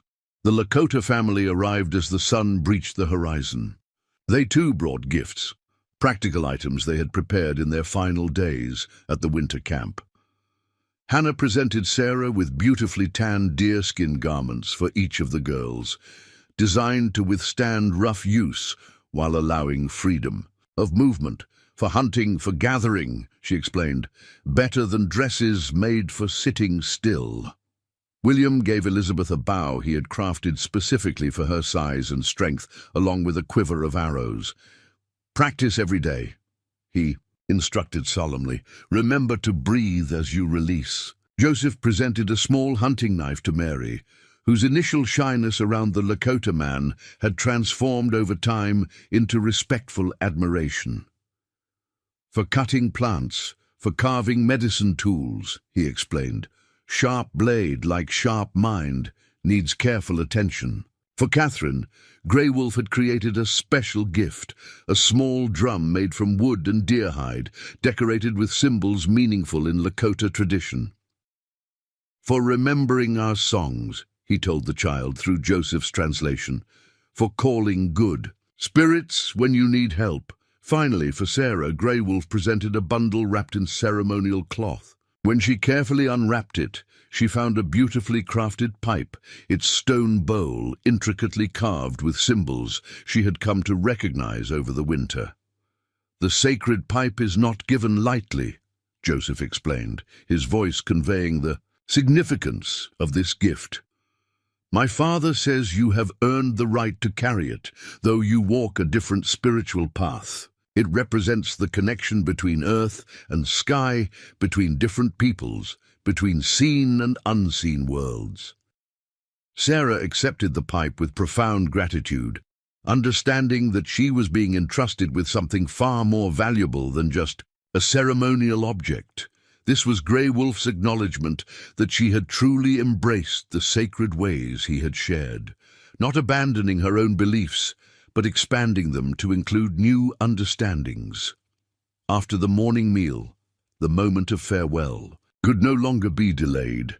The Blackfeathers had many miles to travel before nightfall. Their few possessions were already packed on the travois that William had constructed for their journey. Catherine clung to Hannah, suddenly unwilling to accept the separation. "Take me with you," she pleaded, tears streaming down her small face. "I want to learn more songs."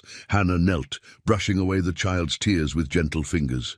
"You have important work here," she said softly. "You must teach your mother the songs when she forgets. You must help new plants grow. You must remember for those who will come after."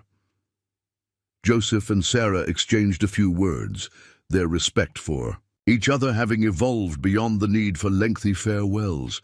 Instead, he simply clasped her hand in the white man's custom he had learned long ago. "Your husband chose good land," he told her.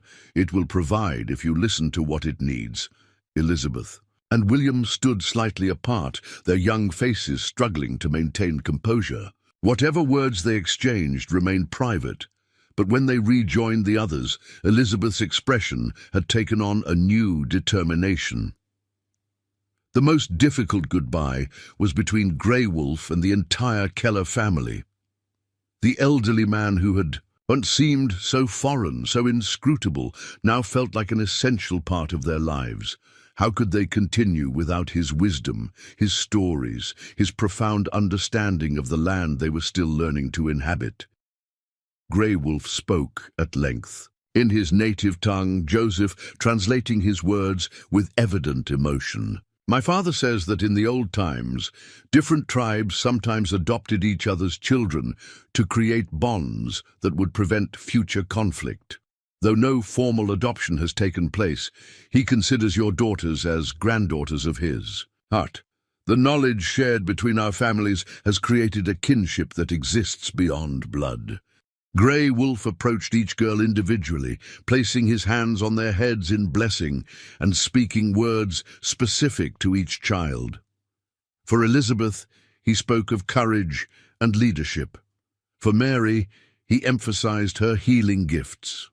For Catherine, he acknowledged her special connection to Lakota songs and stories. Finally, he turned to Sarah. "He says you have completed the fourth sacred way, the path of transformation. You arrived on this land as a stranger, but you will remain as a relative to all that lives here. Remember this in difficult times ahead." With these words, the Blackfeather family gathered their belongings and began their journey southward. The Kellers stood watching until they disappeared beyond the distant hills, Catherine still clutching the small drum, Elizabeth holding her bow with newfound purpose. That night, Sarah added a special entry to the journal she had begun keeping after, reading Eleanor Hargrove's winter account. She wanted to document everything they had learned, not just for her daughter's future reference, but for others who might someday face similar challenges.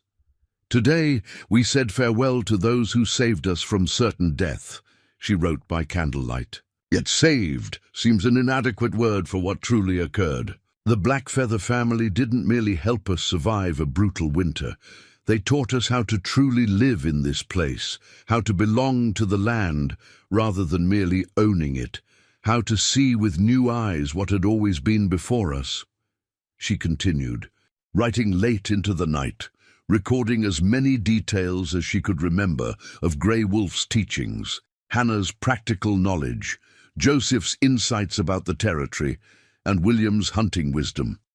This journal would become part of her legacy, tangible evidence of the bridge built between two worlds, often portrayed as incapable of peaceful coexistence. Spring advanced into early summer. The Keller homestead flourished in ways James might never have imagined. Hannah's seeds produced vegetables unknown to most settlers, providing fresh food well before traditional crops matured. Elizabeth's hunting skills kept their table supplied with meat, while Mary's growing knowledge of medicinal plants addressed minor ailments before they became serious. Sarah incorporated aspects of Lakota practice into their daily life. Moments of gratitude with each morning's sunrise, careful harvesting methods that ensured plants would return the following season, preparations for winter that began with summer's first bounty rather than autumn's warning chill. In late June, Nathaniel Grove appeared on their homestead, his first visit since before the deepest winter snows. He stared in undisguised amazement at the thriving garden, the well-maintained buildings, and most of all, at the Keller women themselves, healthy, confident, and dressed in a practical combination of settler and native-influenced clothing. "I feared we'd find an abandoned homestead," he admitted as Sarah served him coffee. "Or worse, that winter was the harshest in 20 years, just as Thomas predicted." "We had help," Sarah replied simply. Nathaniel's gaze drifted to Catherine, who sat nearby, playing a quiet rhythm on her small drum. "So I see," he said, his expression difficult to read. "There's talk in the settlement about families who've had dealings with the natives. Not all of it kind." Sarah met his eyes directly. "And what do you think, Mr. Hargrove?" The man considered his response carefully. "I think there's more than one way to survive out here. Eleanor and I wouldn't be alive if not for a Lakota hunting party that found me half-frozen years back." He nodded toward Eleanor's journal, which sat on Sarah's shelf. "I see you read about that." Sarah smiled, recognizing the connection that had existed between their families without her realizing it. "It gave me hope when we needed it most." Before departing, Nathaniel shared news from Clearwater. The settlement was growing rapidly, with new families arriving by wagon each month. A proper schoolhouse was being constructed, and there was talk of establishing a trading post closer to the outlying homesteads. "You should bring the girls to town, come autumn," he suggested. "Show folks that the Kellers didn't just survive, they thrived." After he left, Sarah walked to the small rise where James's grave lay beneath a young oak tree they had planted in the spring. She often came here to reflect, to share her thoughts with the husband whose dreams had brought them to this place. "The world is changing faster than either of us imagined," she said softly to the wooden cross. "The old ways, both yours and Grey Wolf's, are giving way to something new. I don't know what the future holds for our daughters in this shifting land, but they'll face it with strength from both worlds." A warm breeze stirred the oak's tender leaves, carrying the distant sound of Catherine singing one of Hannah's Lakota melodies while Elizabeth and Mary worked in the garden. Sarah looked across their homestead, a place transformed not just by seasons, but by the unexpected intersection of cultures that society deemed incompatible. In the most desperate of circumstances, two families from different worlds had discovered a profound truth: that humanity's capacity for connection transcends boundaries of language, custom, and belief. That wisdom, more precious than any material thing, would sustain the Keller family through whatever challenges lay ahead. As Sarah turned back toward the cabin, she touched the small medicine pouch she still wore beneath her clothing. Inside were sacred herbs from Grey Wolf, seeds from Hannah, a carved wooden bead from Joseph, and a perfect hawk feather from William. Tangible reminders of the intangible gifts they had shared: courage, resilience, knowledge, and a vision of possibility that would guide her family's path forward in this frontier land. The sacred ways the black feathers had taught them went beyond mere survival skills. They offered a new perspective on what it meant to build a life worth living, one that honored the past while creating space for a future where the best of different traditions might someday flow together, like streams joining to form a river. powerful enough to carve its own path through even the most unforgiving landscape. Autumn 1878 painted the Dakota Territory in brilliant hues of amber and crimson. The Keller homestead stood transformed from the desperate shelter of the previous winter. Their garden had yielded bountifully, with root vegetables and squash stored carefully according to both settler tradition and Lakota methods. The smokehouse held deer, elk, and prairie hens that would sustain them through the coming cold months. Most importantly, the family themselves had changed, stronger physically, more confident in their skills, and possessing knowledge few other settlers could claim. As promised, Sarah took her daughters to Clearwater Settlement when the harvest was complete. They traveled in the small wagon James had built, now modified with techniques William had shown Elizabeth to make it more stable on rough terrain. The journey took most of a day, giving Sarah ample time to prepare her girls for the reception they might face. "People may ask questions about how we survived," she explained, "or about the clothes you're wearing or the things you've learned." Elizabeth, now 11 and carrying herself with newfound maturity, nodded.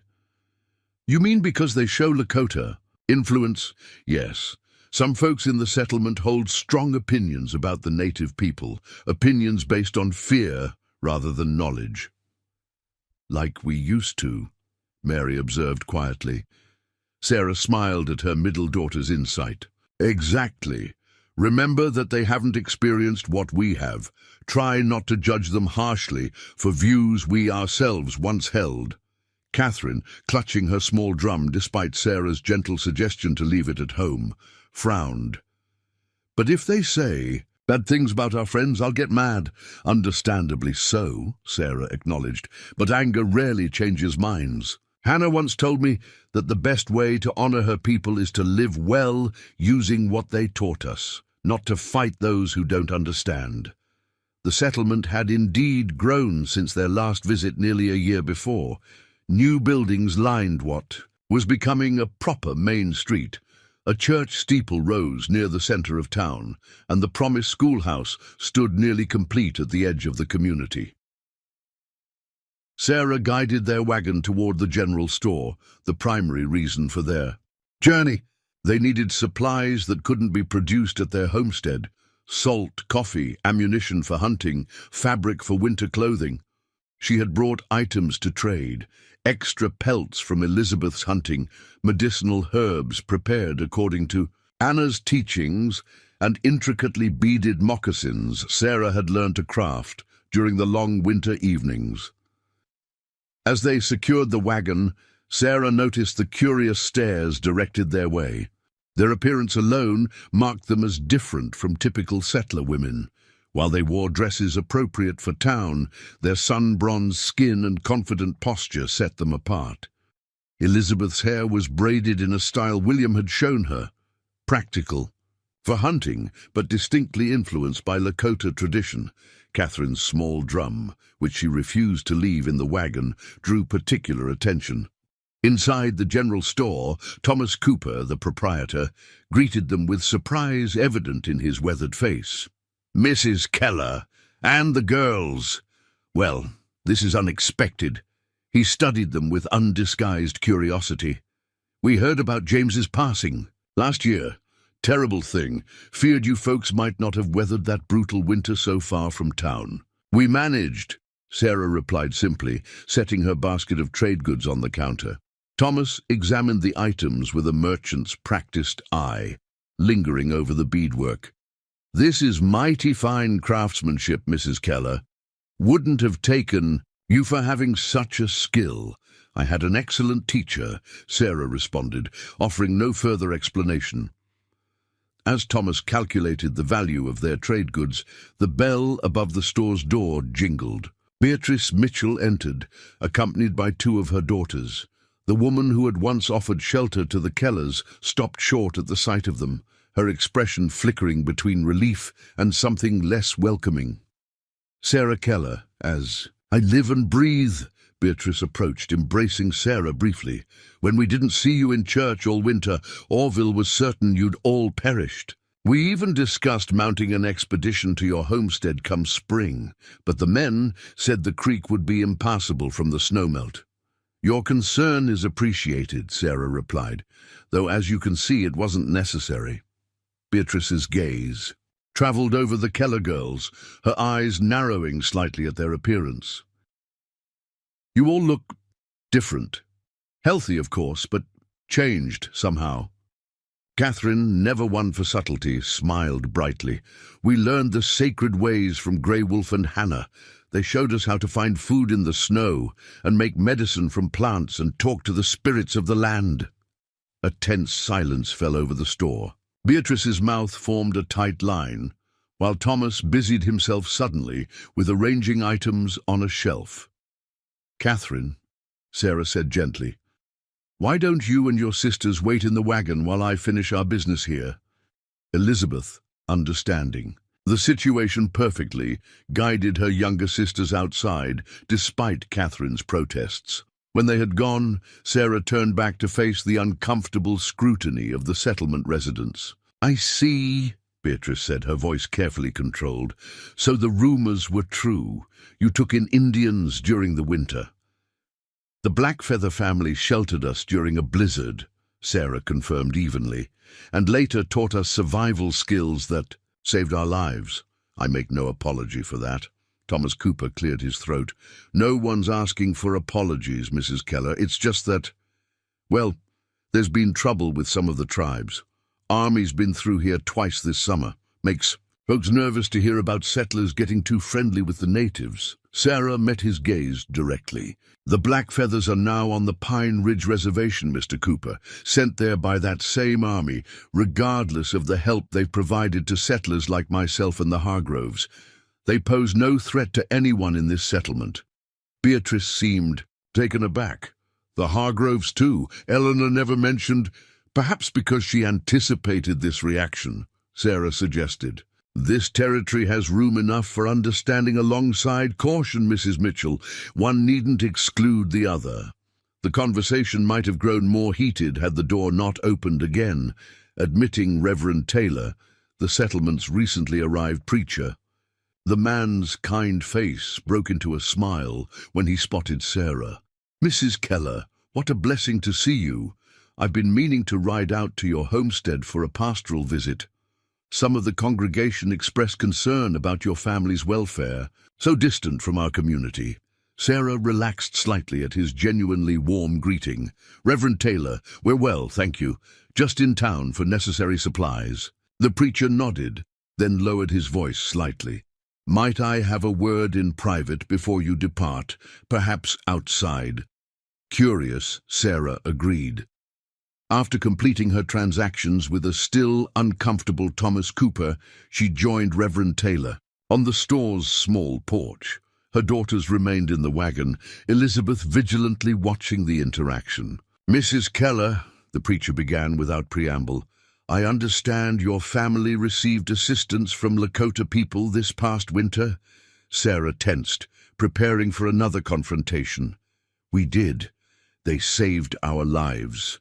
To her surprise, Reverend Taylor nodded thoughtfully. I spent 3 years as a missionary among the Arapaho before coming here. While many of my colleagues focused solely on conversion, I found myself learning as much as teaching. This unexpected revelation shifted Sarah's perception of the man before her. Then you understand. I believe I might, he replied. The experience changed how I view my calling. God speaks through many vessels, Mrs. Keller, not just through those who share our particular traditions. Sarah studied him with new interest. That's a progressive view for a frontier preacher. Reverend Taylor smiled ruefully. Perhaps. It's certainly not one I express openly in every gathering. The settlement is still finding its way, much as you and your daughters have been. People fear what they don't understand. My girls have learned things that might benefit others here, Sarah said carefully. Medicinal knowledge, winter survival techniques, ways to preserve food more effectively. Knowledge worth sharing, the preacher agreed. Though perhaps introduced gradually, change comes slowly to communities like ours. He paused, seeming to debate something internally before continuing. I'm establishing a small school in conjunction with the church. Not just scripture and letters, but practical knowledge for frontier life. I wonder if you might consider sharing some of your experience there. Carefully framed, of course, the invitation surprised Sarah. You'd welcome such teaching, even knowing its source. I would present it as frontier wisdom from an experienced settler family, he clarified.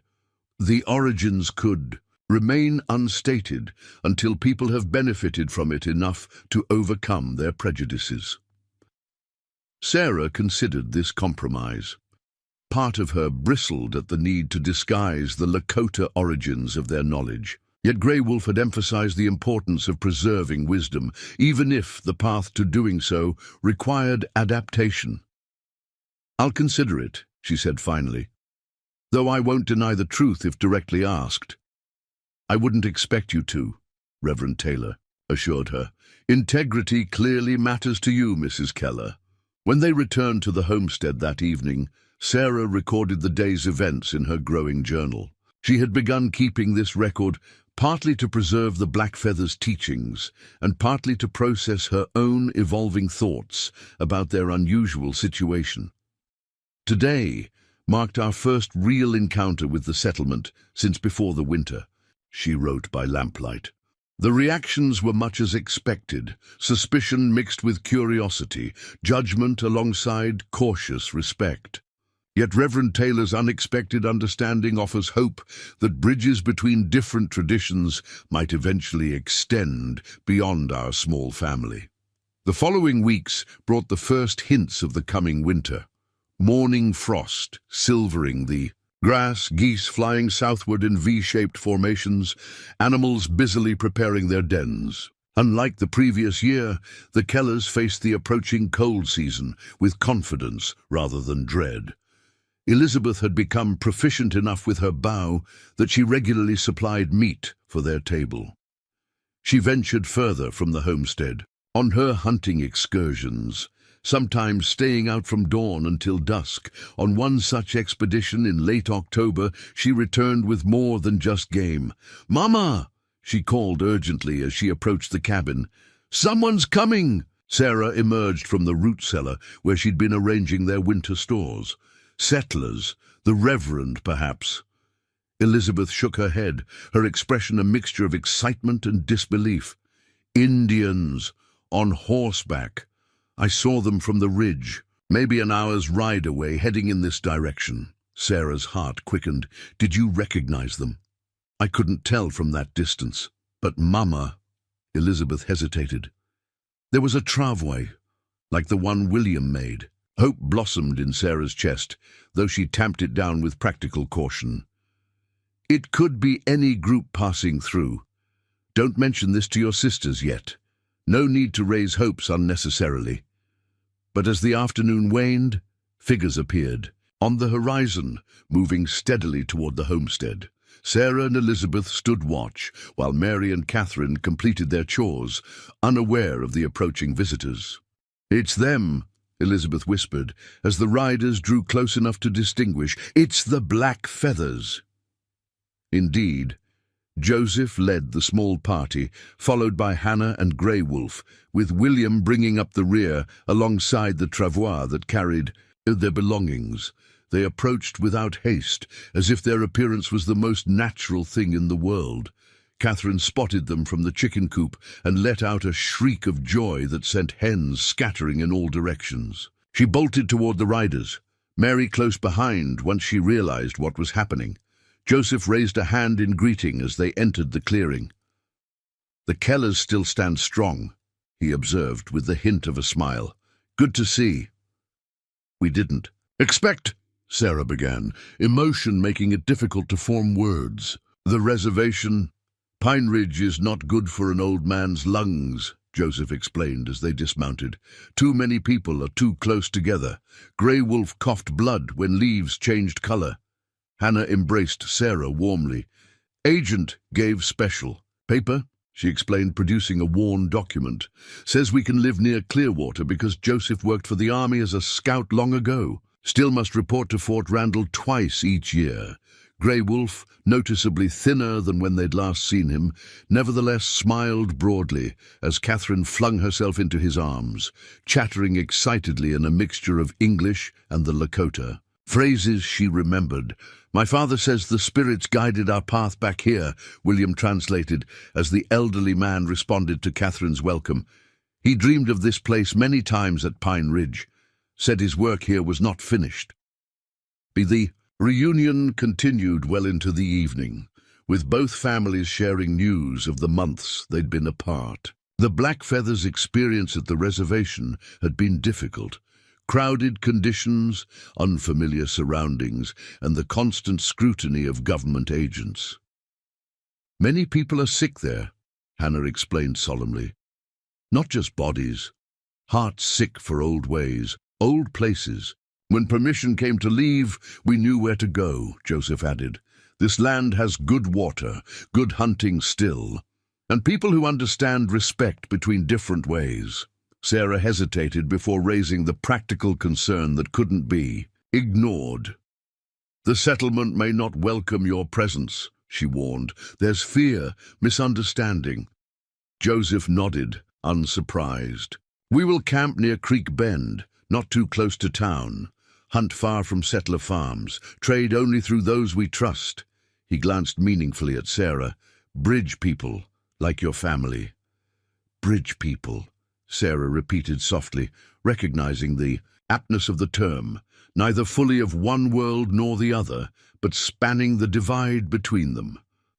As the evening progressed, practical matters gave way to deeper conversation. Grey Wolf, despite his weakened condition, insisted on performing a ceremony of thanksgiving for their reunion. With Joseph translating, he explained its significance, not just as gratitude for their present circumstances, but as acknowledgement of the continuing bond between their families. He says, what began in the desperation of winter has become a joining of paths that will continue beyond our own lives. Joseph translated, "Our children's children will remember these days, though the remembering may take different forms." Later, as the Blackfeathers prepared to depart for their campsite by the creek, Grey Wolf took Sarah aside. Through William's translation, he shared a vision he'd experienced during his illness at Pine Ridge. "He saw your daughters as grown women," William explained, "each carrying forward different aspects of what they learned during that winter.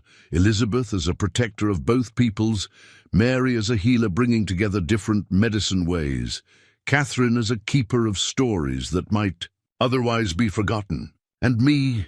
Sarah asked softly. Grey Wolf's response, when translated, brought tears to her eyes. "He says you will become the heart of something new, not Lakota, not white, but a wisdom born from both, strong enough to endure when old hatreds would destroy it." In the months and years that followed, this vision gradually took shape in ways neither family could have fully anticipated. The Blackfeathers established a small but permanent camp near the creek bend, far enough from Clearwater to avoid regular contact with suspicious settlers, but close enough to maintain their connection with the Kellers. Sarah eventually accepted Reverend Taylor's invitation to share her knowledge at the settlement school, presenting frontier survival techniques without initially emphasizing their origins. As the settlers benefited from this information, children recovering from winter illness thanks to pine needle tea, food stores lasting longer through Lakota preservation methods, curiosity began to overcome prejudice. By the spring of 1880, Sarah had established a small apothecary adjacent to their homestead, where she combined traditional settler remedies with the medicinal knowledge Hannah had taught her. Word spread gradually about the effectiveness of her treatments, drawing visitors from as far as Clearwater and neighboring homesteads. Elizabeth, as she matured into young womanhood, found her place as an intermediary between the increasingly numerous settlers and the remaining native people attempting to maintain their traditional ways despite government restrictions. Her unique skills and dual cultural understanding made her valuable to both communities. Mary's gentle nature and Quick mind led her toward becoming a healer in her own right. She studied formally with the doctor who eventually settled in Clearwater, while continuing to learn traditional medicine from Hannah and Grey Wolf. The resulting synthesis created a unique approach to frontier healthcare that addressed both physical and spiritual aspects of wellness. Catherine, the youngest, perhaps underwent the most profound transformation. Her natural affinity for Lakota language and stories developed into a passion for preserving the oral traditions Grey Wolf shared. Even as a young girl, she began recording these tales in written form, creating an unprecedented bridge between cultures typically separated by misunderstanding and fear. What had begun as a desperate struggle for survival during a brutal Dakota winter evolved over time into something far more significant, a small but resilient example of how different worlds could not only coexist, but enrich one another when approached with openness and mutual respect. In her journal, now spanning multiple volumes, Sarah reflected on this unexpected legacy one evening in late 1883, 5 years after that transformative winter. "Today, Grey Wolf spoke of returning to the spirit world soon," she wrote, her hand steady despite the emotion the words evoked. "He says his body grows tired, but he leaves without fear because the seeds of understanding have been planted in fertile ground. When I think back to the desperate widow I was, facing an impossible winter with 3 young daughters and dwindling supplies, I scarcely recognize that woman. She could never have imagined that salvation would come in the form of those she had been taught to fear. She could never have envisioned her eldest daughter hunting alongside a Lakota youth, her middle child combining frontier medicine with native wisdom, her youngest preserving stories that might otherwise vanish from the earth. James dreamed of building something lasting on this frontier, though his vision was limited to fields and buildings, tangible monuments to human effort. What we have built instead transcends physical structures. The true legacy of our family's journey exists in the understanding that has grown between people whose paths would never have crossed, but for the intervention of what Grey Wolf calls the spirits and what Reverend Taylor names divine providence. Perhaps they speak of the same force using different words, that which draws humanity toward connection rather than division, toward harmony rather than discord. If so, then the sacred ways that saved us during that desperate winter were not just techniques for physical survival, but pathways toward a deeper understanding of what it means to truly live in this challenging world. And that may be the most precious legacy of all, one that will continue long after those who first forged this unlikely bond have returned to the earth we all share. Outside her window, snow began to fall gently on the Dakota territory, no longer an enemy to be feared, but part of a natural cycle she had learned to respect. In the distance, the lights of the Blackfeathers Lodge glowed warmly against the gathering darkness, and within her own cabin, the voices of her daughters blended in conversation, Elizabeth discussing hunting strategies for the coming season, Mary sorting newly dried herbs for winter remedies, Catherine practicing a Lakota healing song Grey Wolf had taught her that afternoon. Different worlds, once separate, now woven together into something stronger and more beautiful than either, could have been alone. This was the true frontier they had pioneered, not of land, but of human understanding, a legacy that would endure through generations yet unborn, seeded during a desperate winter when survival depended on opening doors that fear would have kept forever closed. Spring 1893, 15 years later, the Keller homestead had blossomed into something James could never have envisioned. What began as a simple cabin and plot of cleared land had evolved into a prosperous farm with additional structures, a proper barn, an expanded main house, and a small building that served as both school and community gathering place. Sarah Keller, now in her late 40s, stood on the porch watching riders approach from the east. 15 years had etched fine lines around her eyes and streaked her once brown hair with silver, but she carried herself with the quiet confidence of a woman who had faced life's harshest challenges and emerged stronger. "They're coming," called a youthful voice from inside the house. 10-year-old Emma Blackfeather Keller rushed past Sarah, her dark braids flying behind her as she ran to greet the approaching party. Sarah smiled at her granddaughter's enthusiasm. Emma was Elizabeth's child, born of her marriage to William Blackfeather after years of friendship had blossomed into something deeper. Their union, once considered scandalous by many in the settlement, had gradually gained acceptance as the community itself evolved. The riders drew closer, Elizabeth leading the group, returning from her monthly journey to the reservation, where she now served as an official liaison between government agents and the Lakota people. Behind her rode Mary, with her medical bag secured to her saddle, returning from treating patients in the more distant homesteads. As they dismounted, Sarah observed how her daughters had grown into the roles Grey Wolf had foreseen. Elizabeth, now 25, had become a respected voice in territorial affairs, her unique understanding of both cultures making her invaluable in the increasingly complex relations between settlers and native inhabitants. Mary, 23, had established herself as a healer whose practice combined traditional medicine with the knowledge passed down from Hannah. Her reputation had spread beyond Clearwater, drawing patients who found no relief through conventional treatments alone. "How was the reservation?" Sarah asked, as Elizabeth embraced her after lifting Emma into her arms. "Challenging, as always," Elizabeth replied. "The new agent is more reasonable than his predecessor, but conditions remain difficult.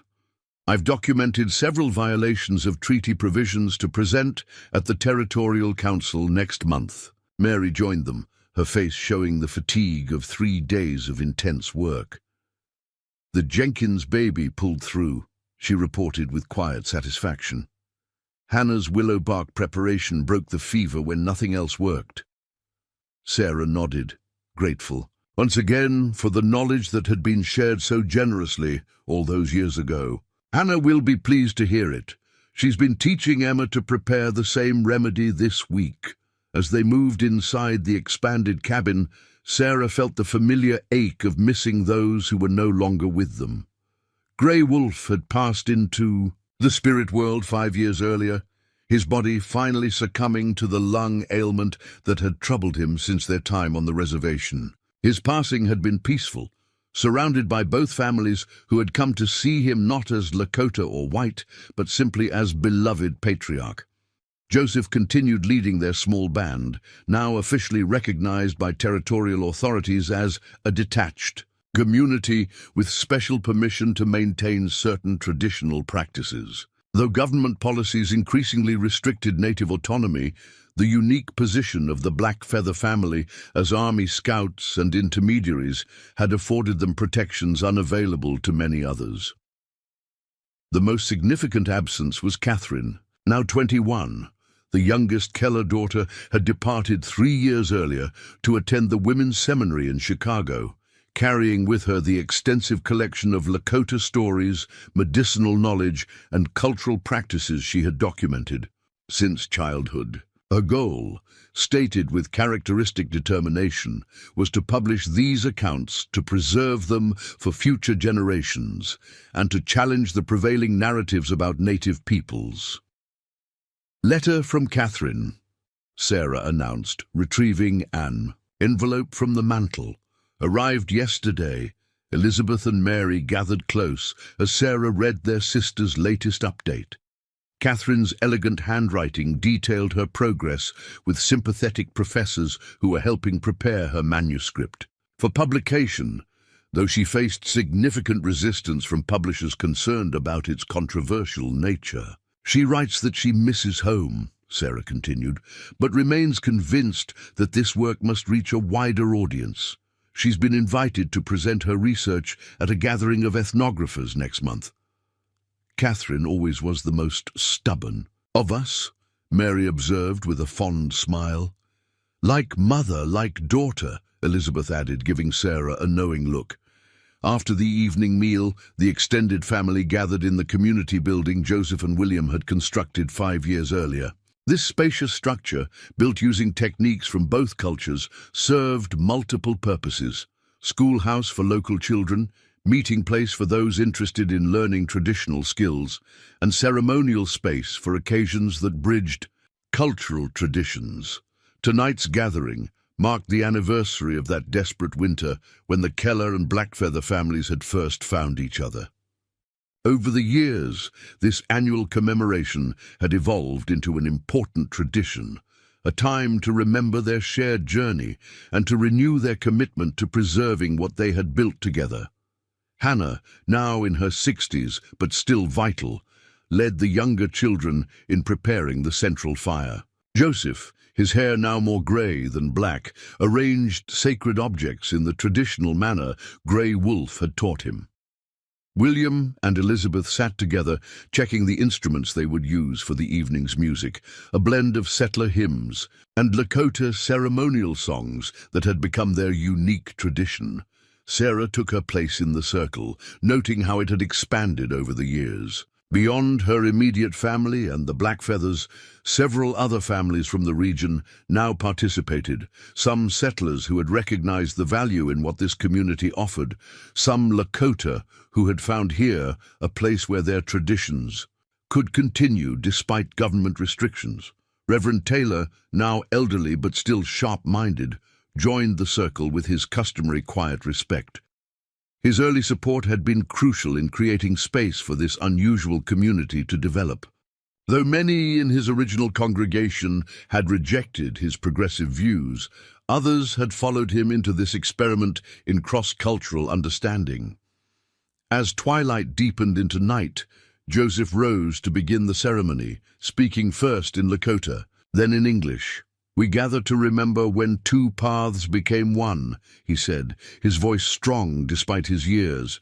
"When hunger and cold forced down walls that fear had built, when ancient wisdom and new ways joined to create something that had not existed before." Hannah added cedar to the fire, releasing its fragrant smoke.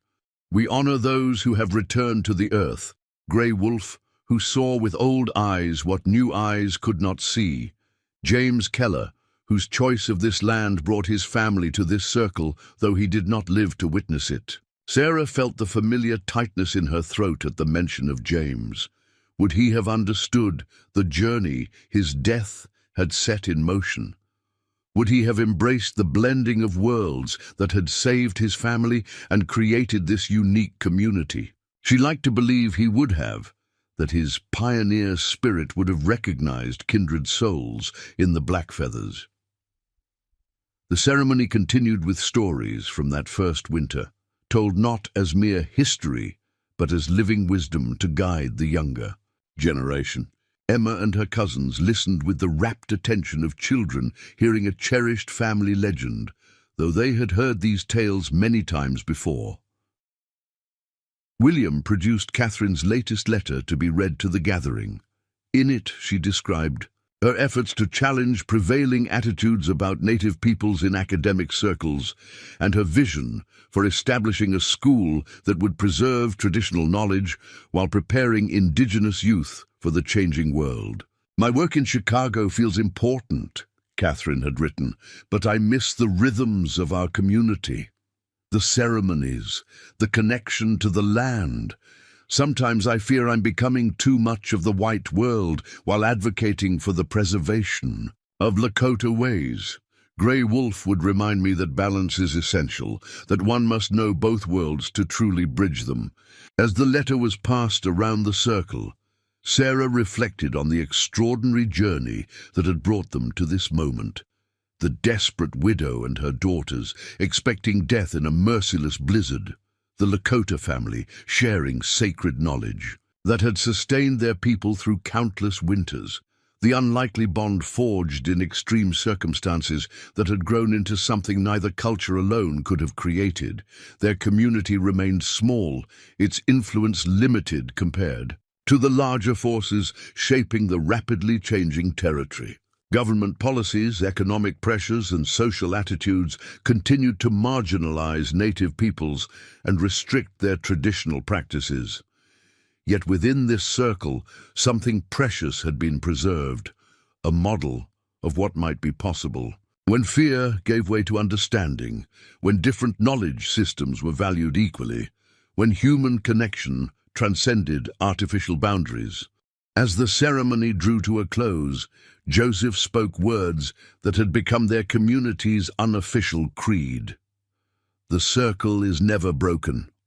What we build here continues through our children and their children.